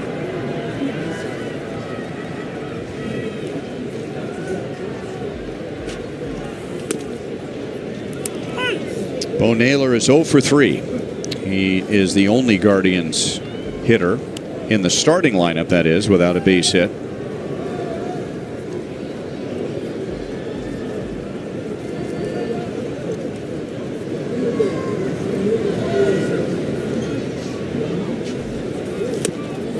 Big swing and a miss. No balls, 2 strikes on Naylor.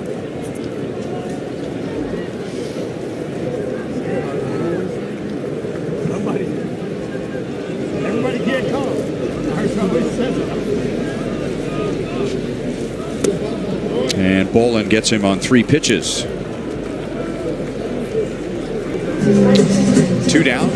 That's 2 strikeouts for Bolin. That is 8 strikeouts for Royals pitchers tonight. And when the Royals get 10 or more strikeouts, you say big. Get a free 24-pack of Price Chopper water the next day at Price Chopper. Angel Martinez bats for the first time.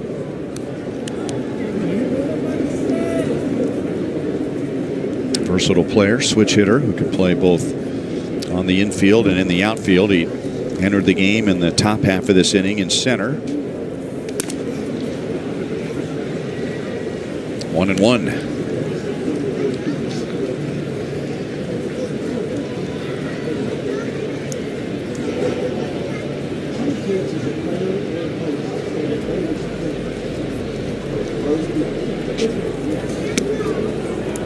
Two balls, 1 strike.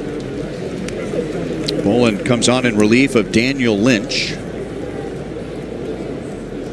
2 pitchers from that 2018 draft when the Royals really honed in on college pitchers. I'll probably miss some names, but Brady Singer, Chris Bubich, Jackson Kowar,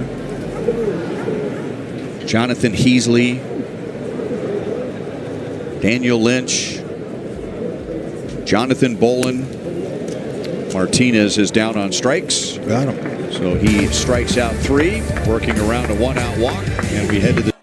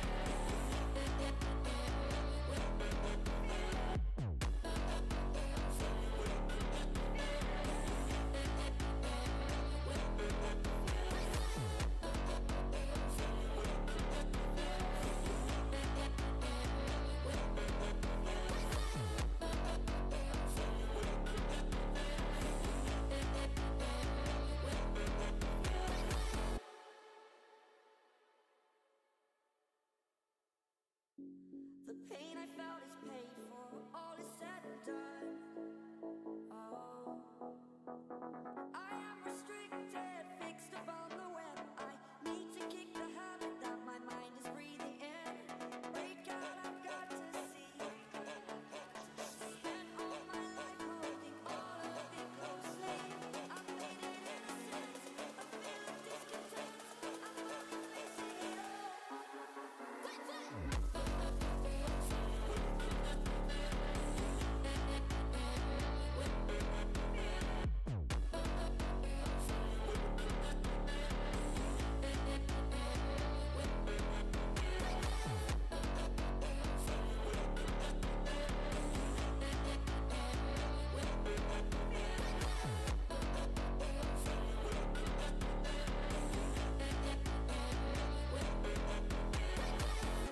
I'm only facing it all. Burning the bridge that keeps us. I'm here and I'm feeling fearless. Exaggerated, that's what you assume. The story's Slade Ciccone has thrown 6 hitless innings. He has walked 3. Twice he's gotten salvy on hard ground balls up the middle, right to the second baseman Rocchio when he was there. Rocchio is moved over to short. He has walked Caglione and Jensen twice, and that's it.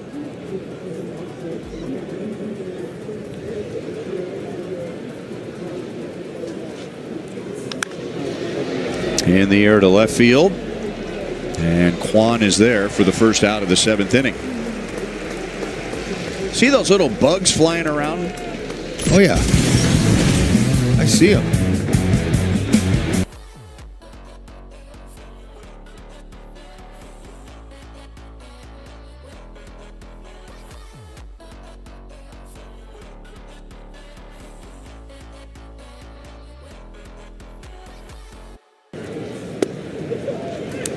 1-0 on Adam Frazier.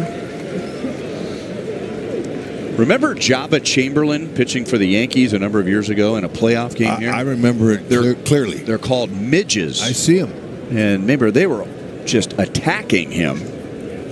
Yeah, all over his face. And between every pitch, there they are. Looks like a mosquito. I think they're just a pest more than anything else. And so they are gathering here tonight. Because they know it's getting to be postseason. The weather. 1-2 on Adam Frazier, who is a single, double, triple, and a home run shy of hitting for the cycle. HUD out of the blue when we were going over the defense and said Frazier gets to start at third base. Hopefully he hits for the cycle. I just had a feel for it. Okay. And it obviously was wrong, like a lot of other of my feels.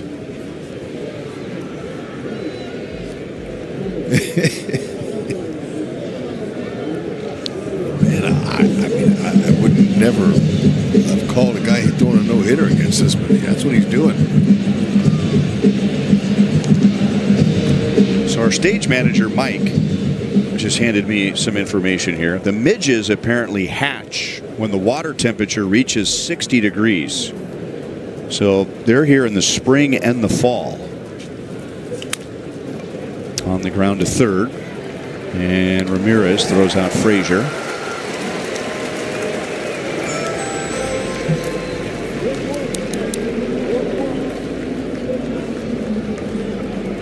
Now stepping into the Royals, the right fielder, Jack Leon. Cruising. Yep. And if he's got a shot, being a young pitcher, they're going to keep a close eye on his pitch count, which is pretty good right now. Here's Caglione with 2 outs.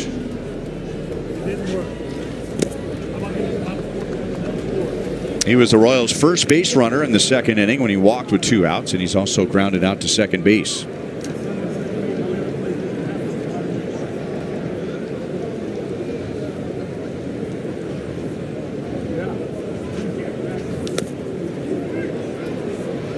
Two and 0.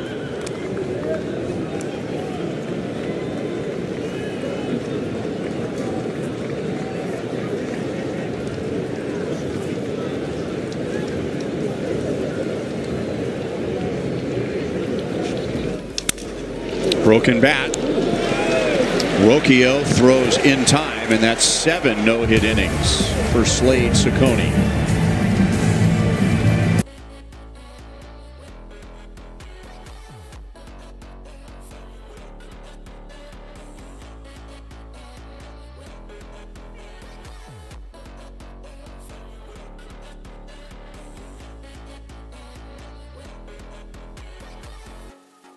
Burning the bridge that keeps us. I'm here and I'm feeling fearless. Exaggerated, that's what you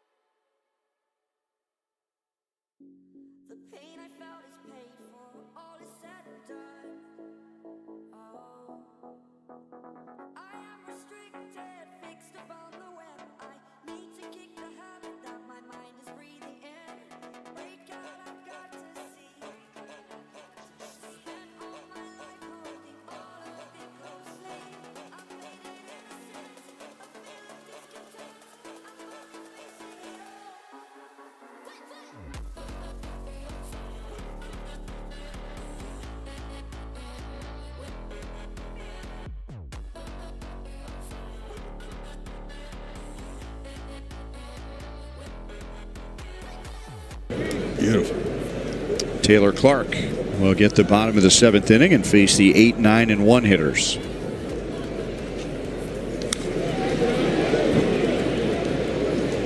This is C.J. Kafis as we look at what Taylor Clark has done in 43 games. And he had big league time with the Royals and the Diamondbacks, but he was a non-roster invitee. Tweaked his pitching arsenal during the offseason and into spring training, and he's been outstanding this year. Sure has. He picked up some velo too, so whether it was his grip or his mechanics, it's working. That's a fair ball over the bag, and we'll see Caglione's arm here. He lets it fly, and it's going to be offline, and fortunately Frazier was backing it up. And that is a double for Kafis, his second. And that's 14 hits for the Guardians, and half of those hits have been doubles. No chance for Vinny.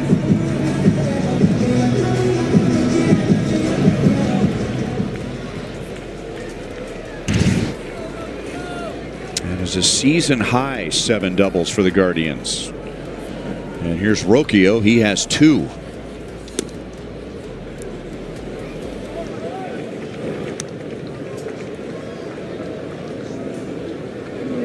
Guardians are 6 out of 13 with runners in scoring position. That ties a season high for hits with runners in scoring position in a single game. It's the 3rd time they've done it.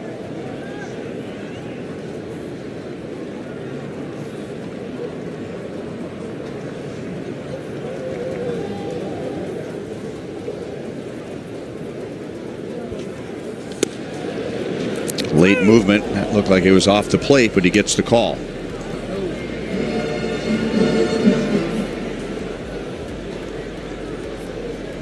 Rocchio had been 0 for his last 11 when he entered tonight, and he's 3 for 3. And that rolls away from Salvi and allows Kafis to move up to third base.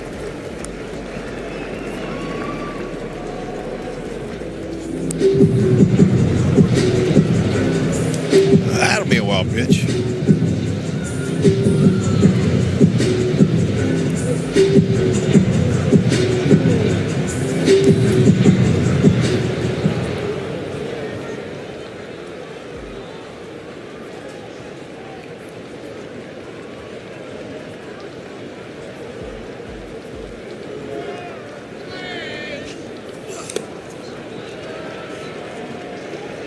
Three and two.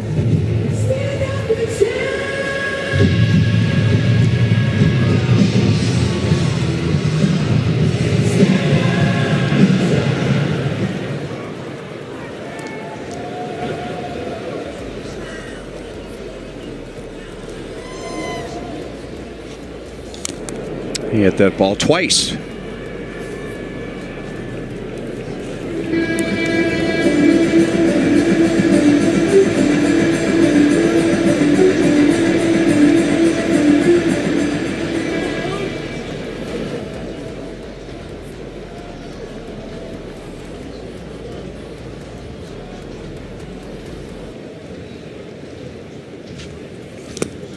And Salvi picks it. That prevents a run, but that's ball 4 and puts runners at first and third with nobody out. Time for a message from Minsky's Pizza.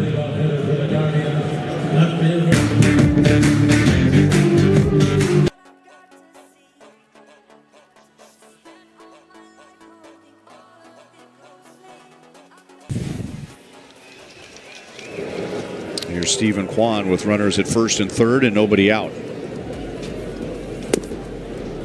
Down and away for ball 1, and Kwan has reached 3 times. He has 2 hits, a walk, and 2 runs scored.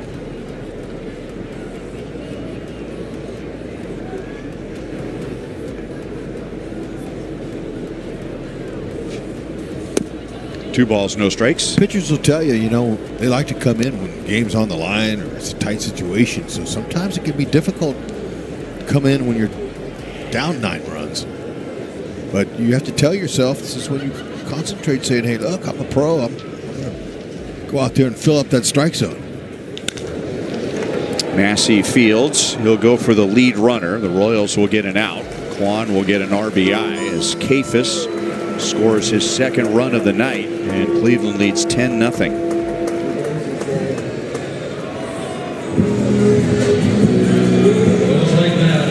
For the Guards, second baseman Daniel Stevens. Not all. 8 of the 9 Guardians have a hit, and 8 of the 9 have at least a run scored or an RBI or both. And again, it's strange when a team has 10 runs in fewer than 7 full innings, and there's only one hit that produced more than 1 run. And that was the 2-run double by Nolan Jones. Otherwise, everything has just been 1 RBI at a time.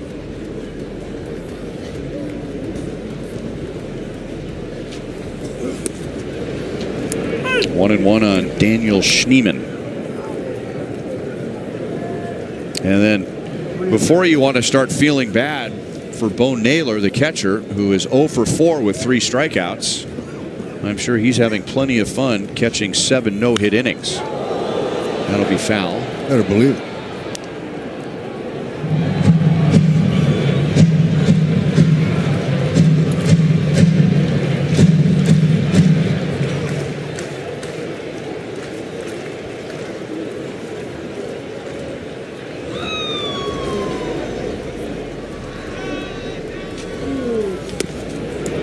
Two and two. You were talking about Schneemann being able to play all over the field, and he made his big league debut as a 27-year-old last year. And then he set a major league record by playing 6 positions in his first 6 big league games, showing his value right away for a team that ended up winning the division. Oh man, that's impressive. And I would imagine, because I know you want to go meet him. Yeah, I do. I would imagine that when a guy is in the minor leagues that long and they're trying to figure out what do I need to do to get to the big leagues, I wonder how many positions he added in the minor leagues and how much that had to do with him finally getting a shot in the big leagues. Yeah. Well, you know, and he looks like, to me, he swings the bat good enough to stay here. And especially, certainly he can play all those positions and play them well. There's teams out there that need personnel like that. Grounded through the right side, and Schneemann has 3 hits. Kwan stops at second base. 2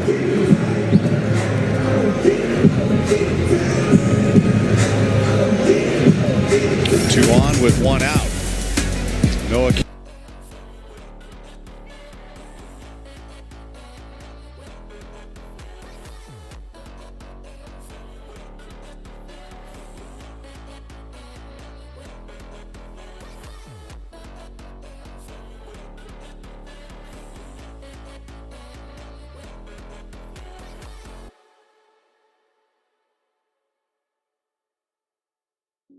The pain I felt is paid for, all is said and done. Oh, I am restricted, fixed upon the web. I need to kick the habit that my mind is breathing in. Break out, I've got to see. Spent all my life holding all of it closely. On Danks, the lefty, was pitching the next day, and it was like the 2nd or 3rd inning. There was plenty of game left. Ramirez lines it foul, and one of the Royals hit a home run. Let's say Lorenzo Cain hit a home run, and the ball had not gone over the fence, and the Royals were going to be leading like 5-0 in the 2nd inning. And his call was deep fly ball left field. Come on, Johnny Danks. He had already moved on to the next day and the next starting pitcher. I think mine was a little bit safer. Yeah, I mean, it's the 7th inning and it's 10-0 right now, but that's where that started. I miss him. You know, it's too bad when the great ones go move away. They get a little bit too old and they want to take it to the house.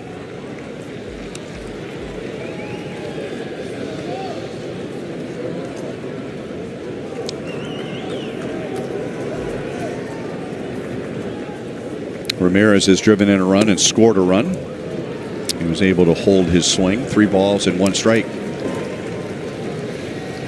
All things considered, with the Guardians scoring 10 runs in 6 1/3 innings, Ramirez really has had a minimal contribution compared to what he is capable of, with 1 RBI and 1 run scored. That's grounded foul. 3 balls and 2 strikes.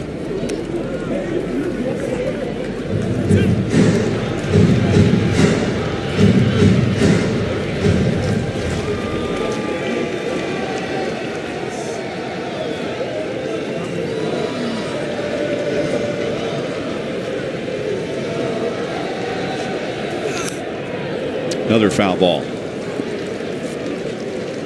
We were having a conversation the other day, Kevin Cedergren and I, and we were talking about who are some of the most widely respected players in the major leagues. Players that just everybody respects, both for the type of player they are, the type of person they are, the type of leader they are. Yastrzemski had to get around the security guard, and he made the catch for the second out. Because, you know, as you know, there have been players that are really good, but maybe they're not very fan friendly, or maybe they have an attitude on the field, and their peers don't really respect them, and you know, they don't play very hard, or they're always in trouble with the media or whatever. But when you start talking about players that are just universally respected throughout the game, I mean, we might have one of the top 2 in this game today with Salvi and Jose Ramirez. Runner will hold at third on the base hit by Manzardo in a 10-0 game, and Rouglis Odor isn't going to gamble and get a runner thrown out at the plate. And you know how I gauge that? What I've been noticing a lot this year, Hud? When Salvi gets hit by a pitch, almost every single time that pitcher wants Salvi to know that that was a mistake. Yeah. And most of the time a pitcher is fine saying, I don't care if he doesn't know if I did it on purpose or not. That's kind of an edge to the pitcher. Right. Jones yanks it foul into the side netting. But the way that they play the game, they play hard, they play hurt. Salvi's a lot more outgoing than Jose Ramirez is. But outside of Tim Anderson, I don't know of anyone who doesn't like Jose Ramirez. No balls and 2 strikes on Nolan Jones. I think you're right. 2 of the most respected guys in this league for sure are on the field here.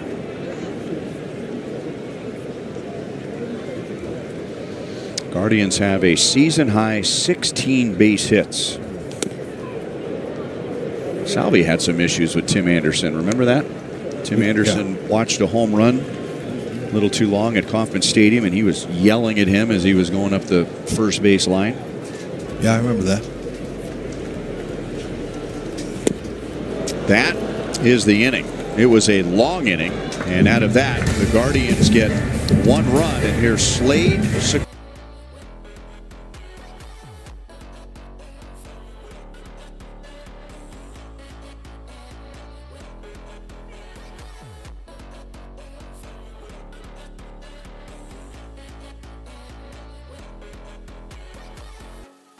Burning the bridge that keeps us. I'm here and I'm feeling exaggerated, that's what you assume.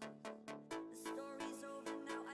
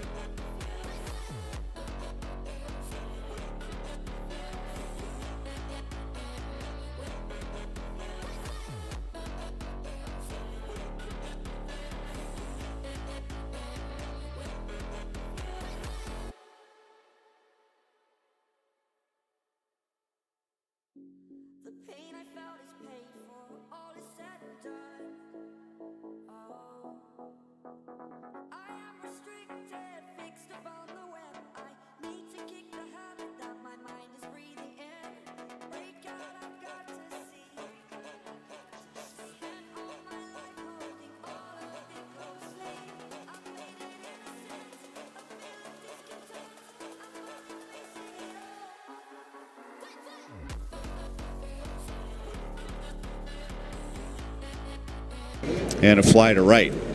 The number that stands out is ground balls. 2 balls and no strikes. And ground balls up the middle.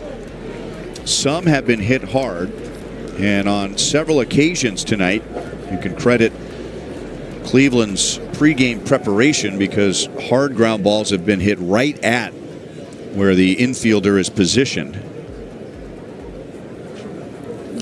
Fouled away by Massey. 2 balls and 1 strike.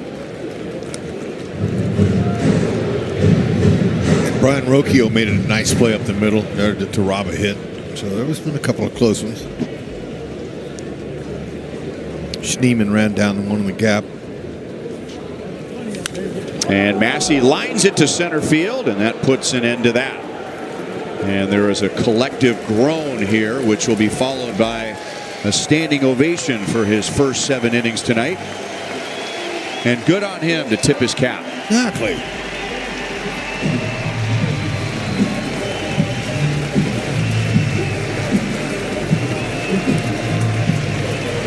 They don't see that very often.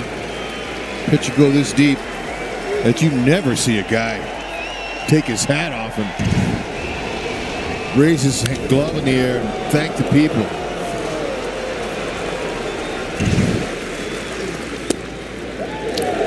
And now, fortunately for him, he has a very big lead, because so often a no-hit bid or a perfect game bid is answered with not only a hit but a run scored. There's a certain edge and a frustration that comes out of that. Jensen hits it hard, but he grounds into a 5-6-3 double play, and that's another subplot to this game, is how many hard hit outs the Royals have had. Okay, this is who the crowd is giving him an ovation. You never see that. Nice going. That's classy.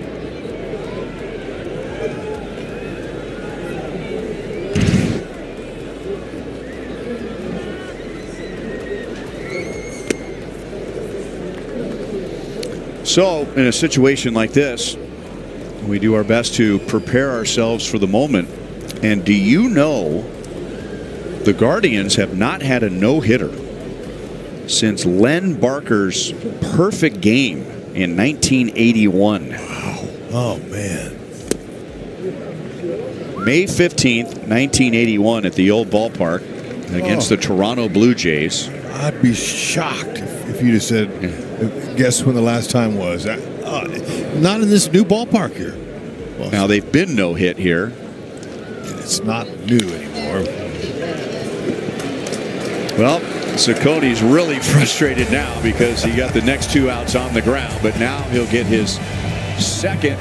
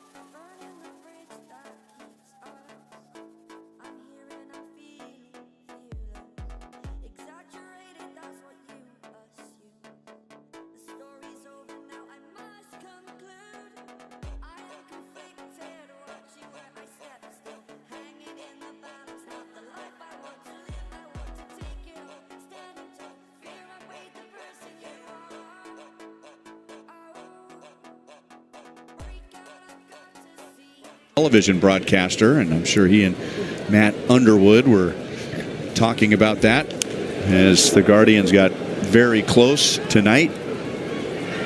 Isbell makes a play in center field, and you can see Tyler Tolbert went out from short, so he's into the game. And Luke Maley, Royals catcher, comes on to pitch the bottom of the 8th inning. This is Maley's 11th big league pitching appearance. And here's Angel Martinez, who takes a strike. Carter Jensen has taken over behind the plate to get Salvi off of his feet. There's a funny story that Denny Matthews loves to tell about the Len Barker perfect game in 1981. And I don't remember all the details, but Len Barker's grandmother, I believe, was living with his parents later in her life. And, you know, all the games weren't on television back then. And so Len Barker was calling home to tell his family what had happened. There was no internet. There was no satellite TV. Tolbert over to Lofton to get Martinez. So you had to wait the next day in the newspaper to find out what happened the night before. Well, Len Barker wanted to make sure that his family knew that he pitched a perfect game. And so he called home to tell his parents, and his parents were so excited. And I guess he wasn't pitching that well at the time going into the perfect game. And so grandmother comes into the room, and she's hard of hearing. And she wants to know what the commotion is all about. And someone says, Len threw a perfect game tonight in Cleveland. And his grandmother paused and thought about it and shook her head and said, well, you tell Leonard, I hope he does better next time out.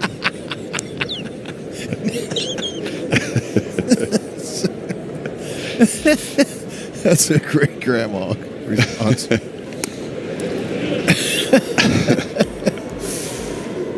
Well, so that's become a running joke between the two of us at times after someone accomplishes something big on the mound. Yeah. You tell Leonard, I hope he does better next time out.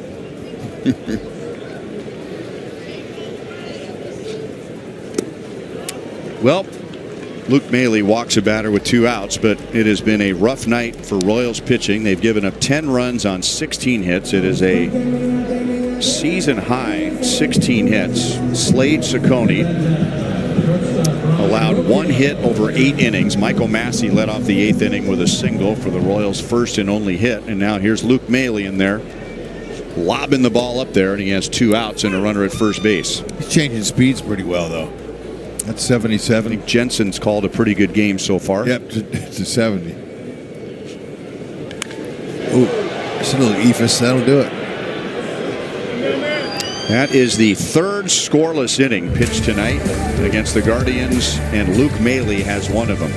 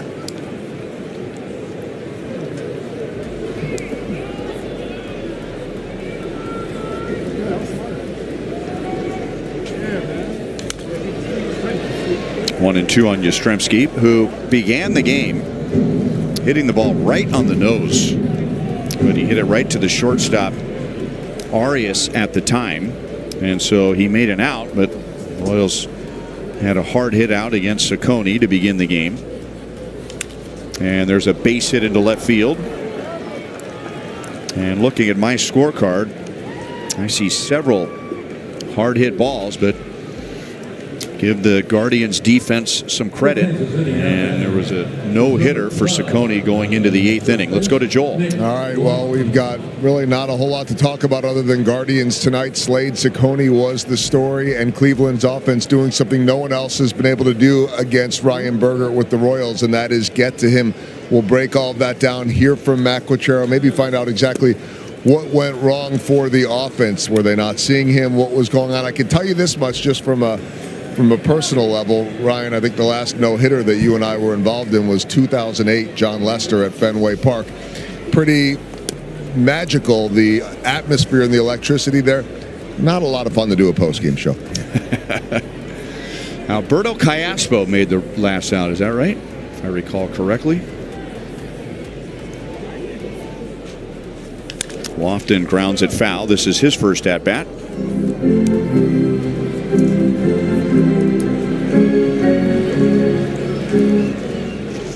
Lofton had a good homestand and a good series against Minnesota. He was 4 out of 9 with 3 doubles, 2 RBIs. That's a called strike, and it's 2-2.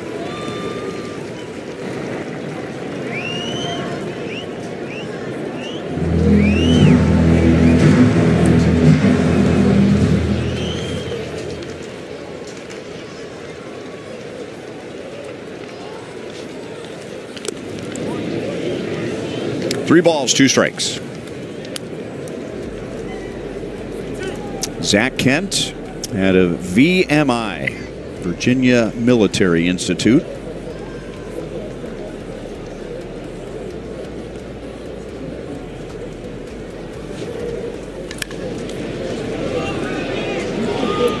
Going to land in the crowd, which was announced a few moments ago at 15,875.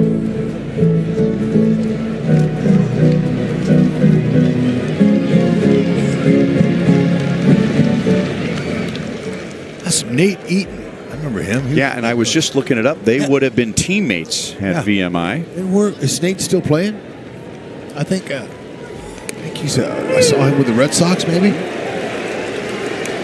That's the first out of the 9th inning. You are correct. And if you give me a moment here, he has played 25 games with the Red Sox this year and hit .260.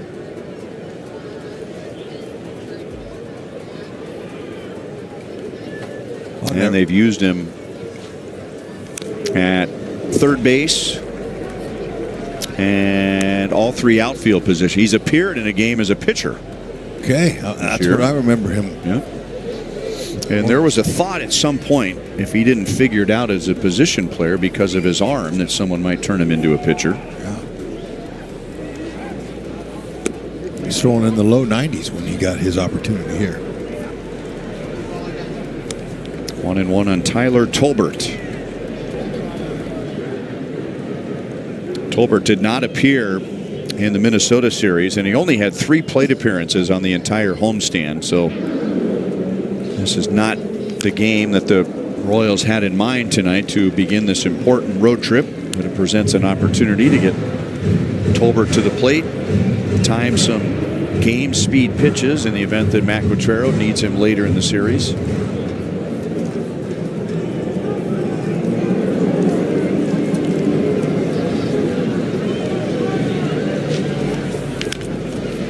That is foul.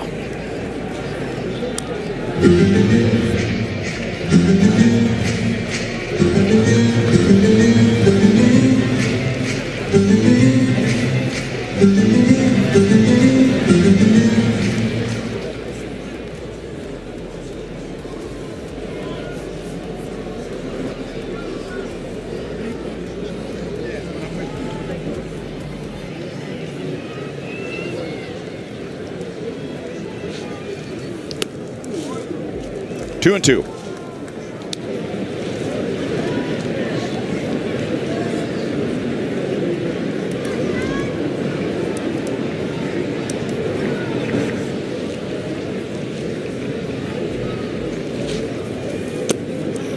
Three balls, two strikes.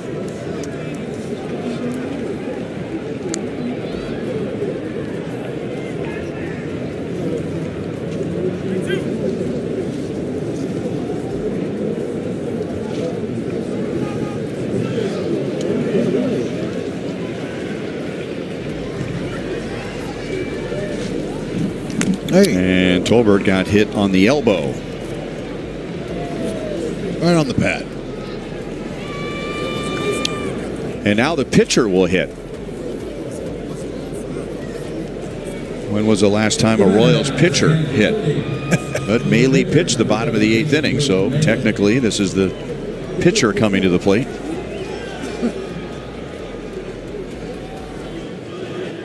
When he pitched last half inning, that's the 11th time he's been used in that role. Man, he's experienced.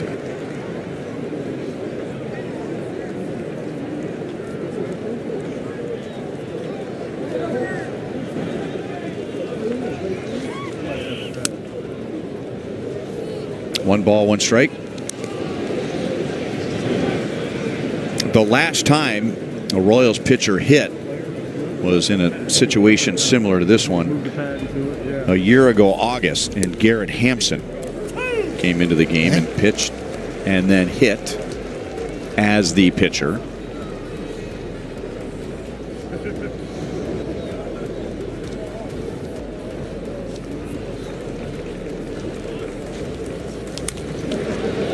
That'll be out of play.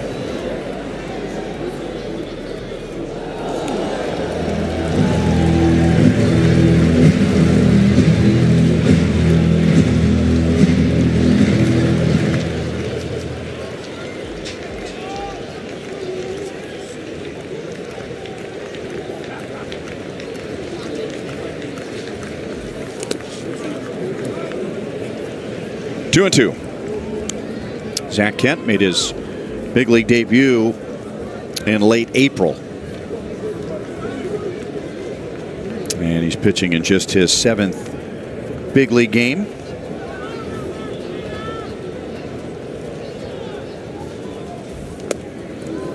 Three balls, two strikes.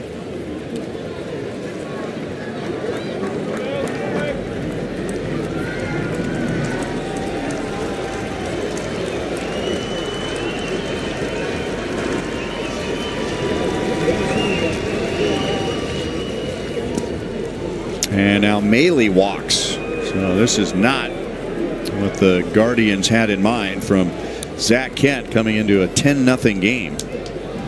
They'll take the hit. They certainly will take the strikeout, but now he's hit a batter and walked a batter.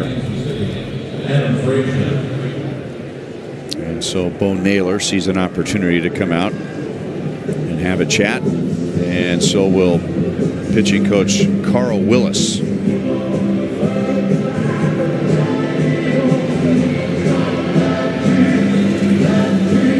Remember, you can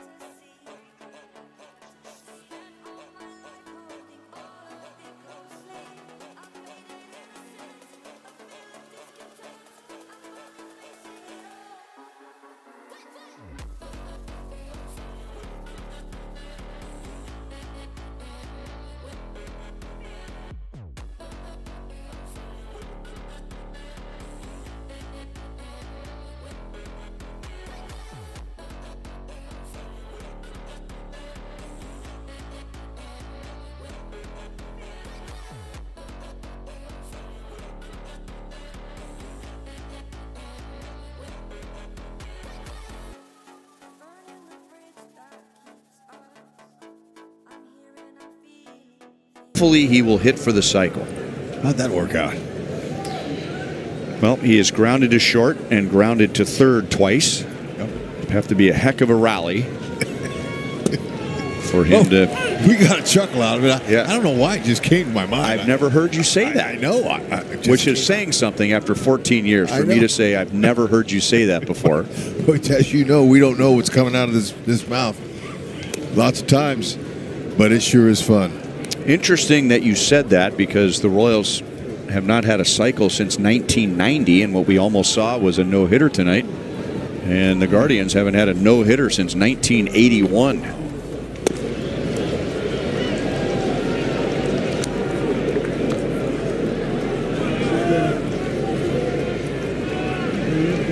And by the way, what those two teams have in common, Hud, the Royals have the longest cycle drought, and the Guardians have the longest no-hitter drought. Kwan makes a play in left field, further dampening Frazier's chances of hitting for the cycle. And the Royals are down to their last out. Yeah, couldn't even attempt a ribby there. Kwan, not only does he lead the world in outfield assists, he's got a great arm. It's a shallow ball. There's no chances for Yastrzemski to score. Cedergren just reminded me we have not had a no-hitter yet this year. Okay. Had some near ones. The last time there was a full season without a no-hitter was 05. Kent throws a strike to Caglione. Jack walked, and he's grounded out twice. 0-2.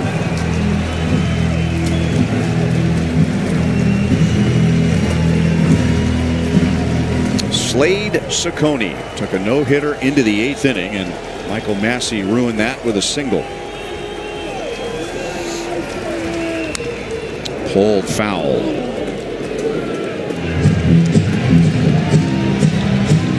Been quite a few near no-hitters. Yamamoto with the Dodgers the other night was 1 out away from a no-hitter, and it was ruined by a home run. So he lost the no-hitter and the shutout with one swing.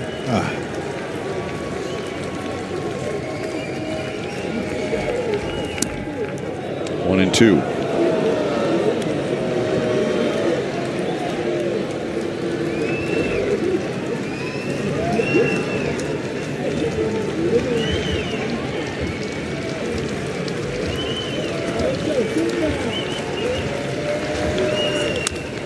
And there's a base hit, and it will not be a shutout tonight. In fact, Jack Caglione will drive in 2. He gets Yastrzemski and Tolbert to the plate. Like that. Hey, look. You take a big cut down on your swing like that, you're going to have a lot of success. That ball's 84 down, way down, because the ball is almost in the dirt. What a nice swing. That's where that long reach will really pay off for him. Exactly. 2 strikes when he's just trying to put the ball in play. He can reach just about anything. They have begun working in the Guardians bullpen. And it's former Royal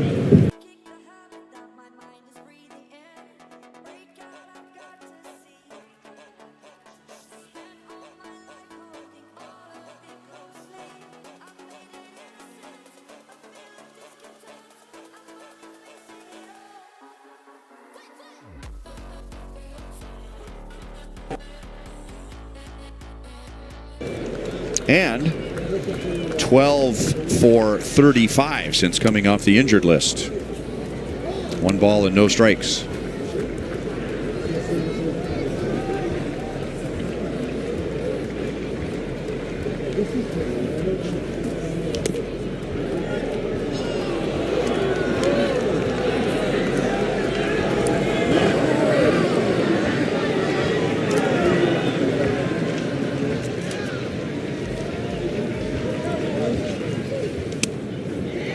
Two and one. Speaking of near no-hitters, 7 years ago tonight was the night in Minnesota when Jorge Lopez took a perfect game into the 9th inning.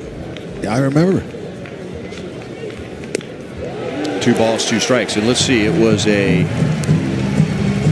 walk to Max Kepler, I believe, that ended the perfect game. And then Robbie Grossman. Yeah. Was it Robbie Grossman who hit the single? You are correct. Check swing, foul tip, And the game is over. So the Royals get 2 in the 9th inning, but it was all Guardians. Slade Ciccone took a no-hitter into the 8th inning and had plenty of run support as the Guardians had 10 runs on a season-high 16 hits. And Ryan Bergert takes the loss. And for the first time as a Royal, Ryan Bergert allowed more than 2 runs. So that's... We'll check other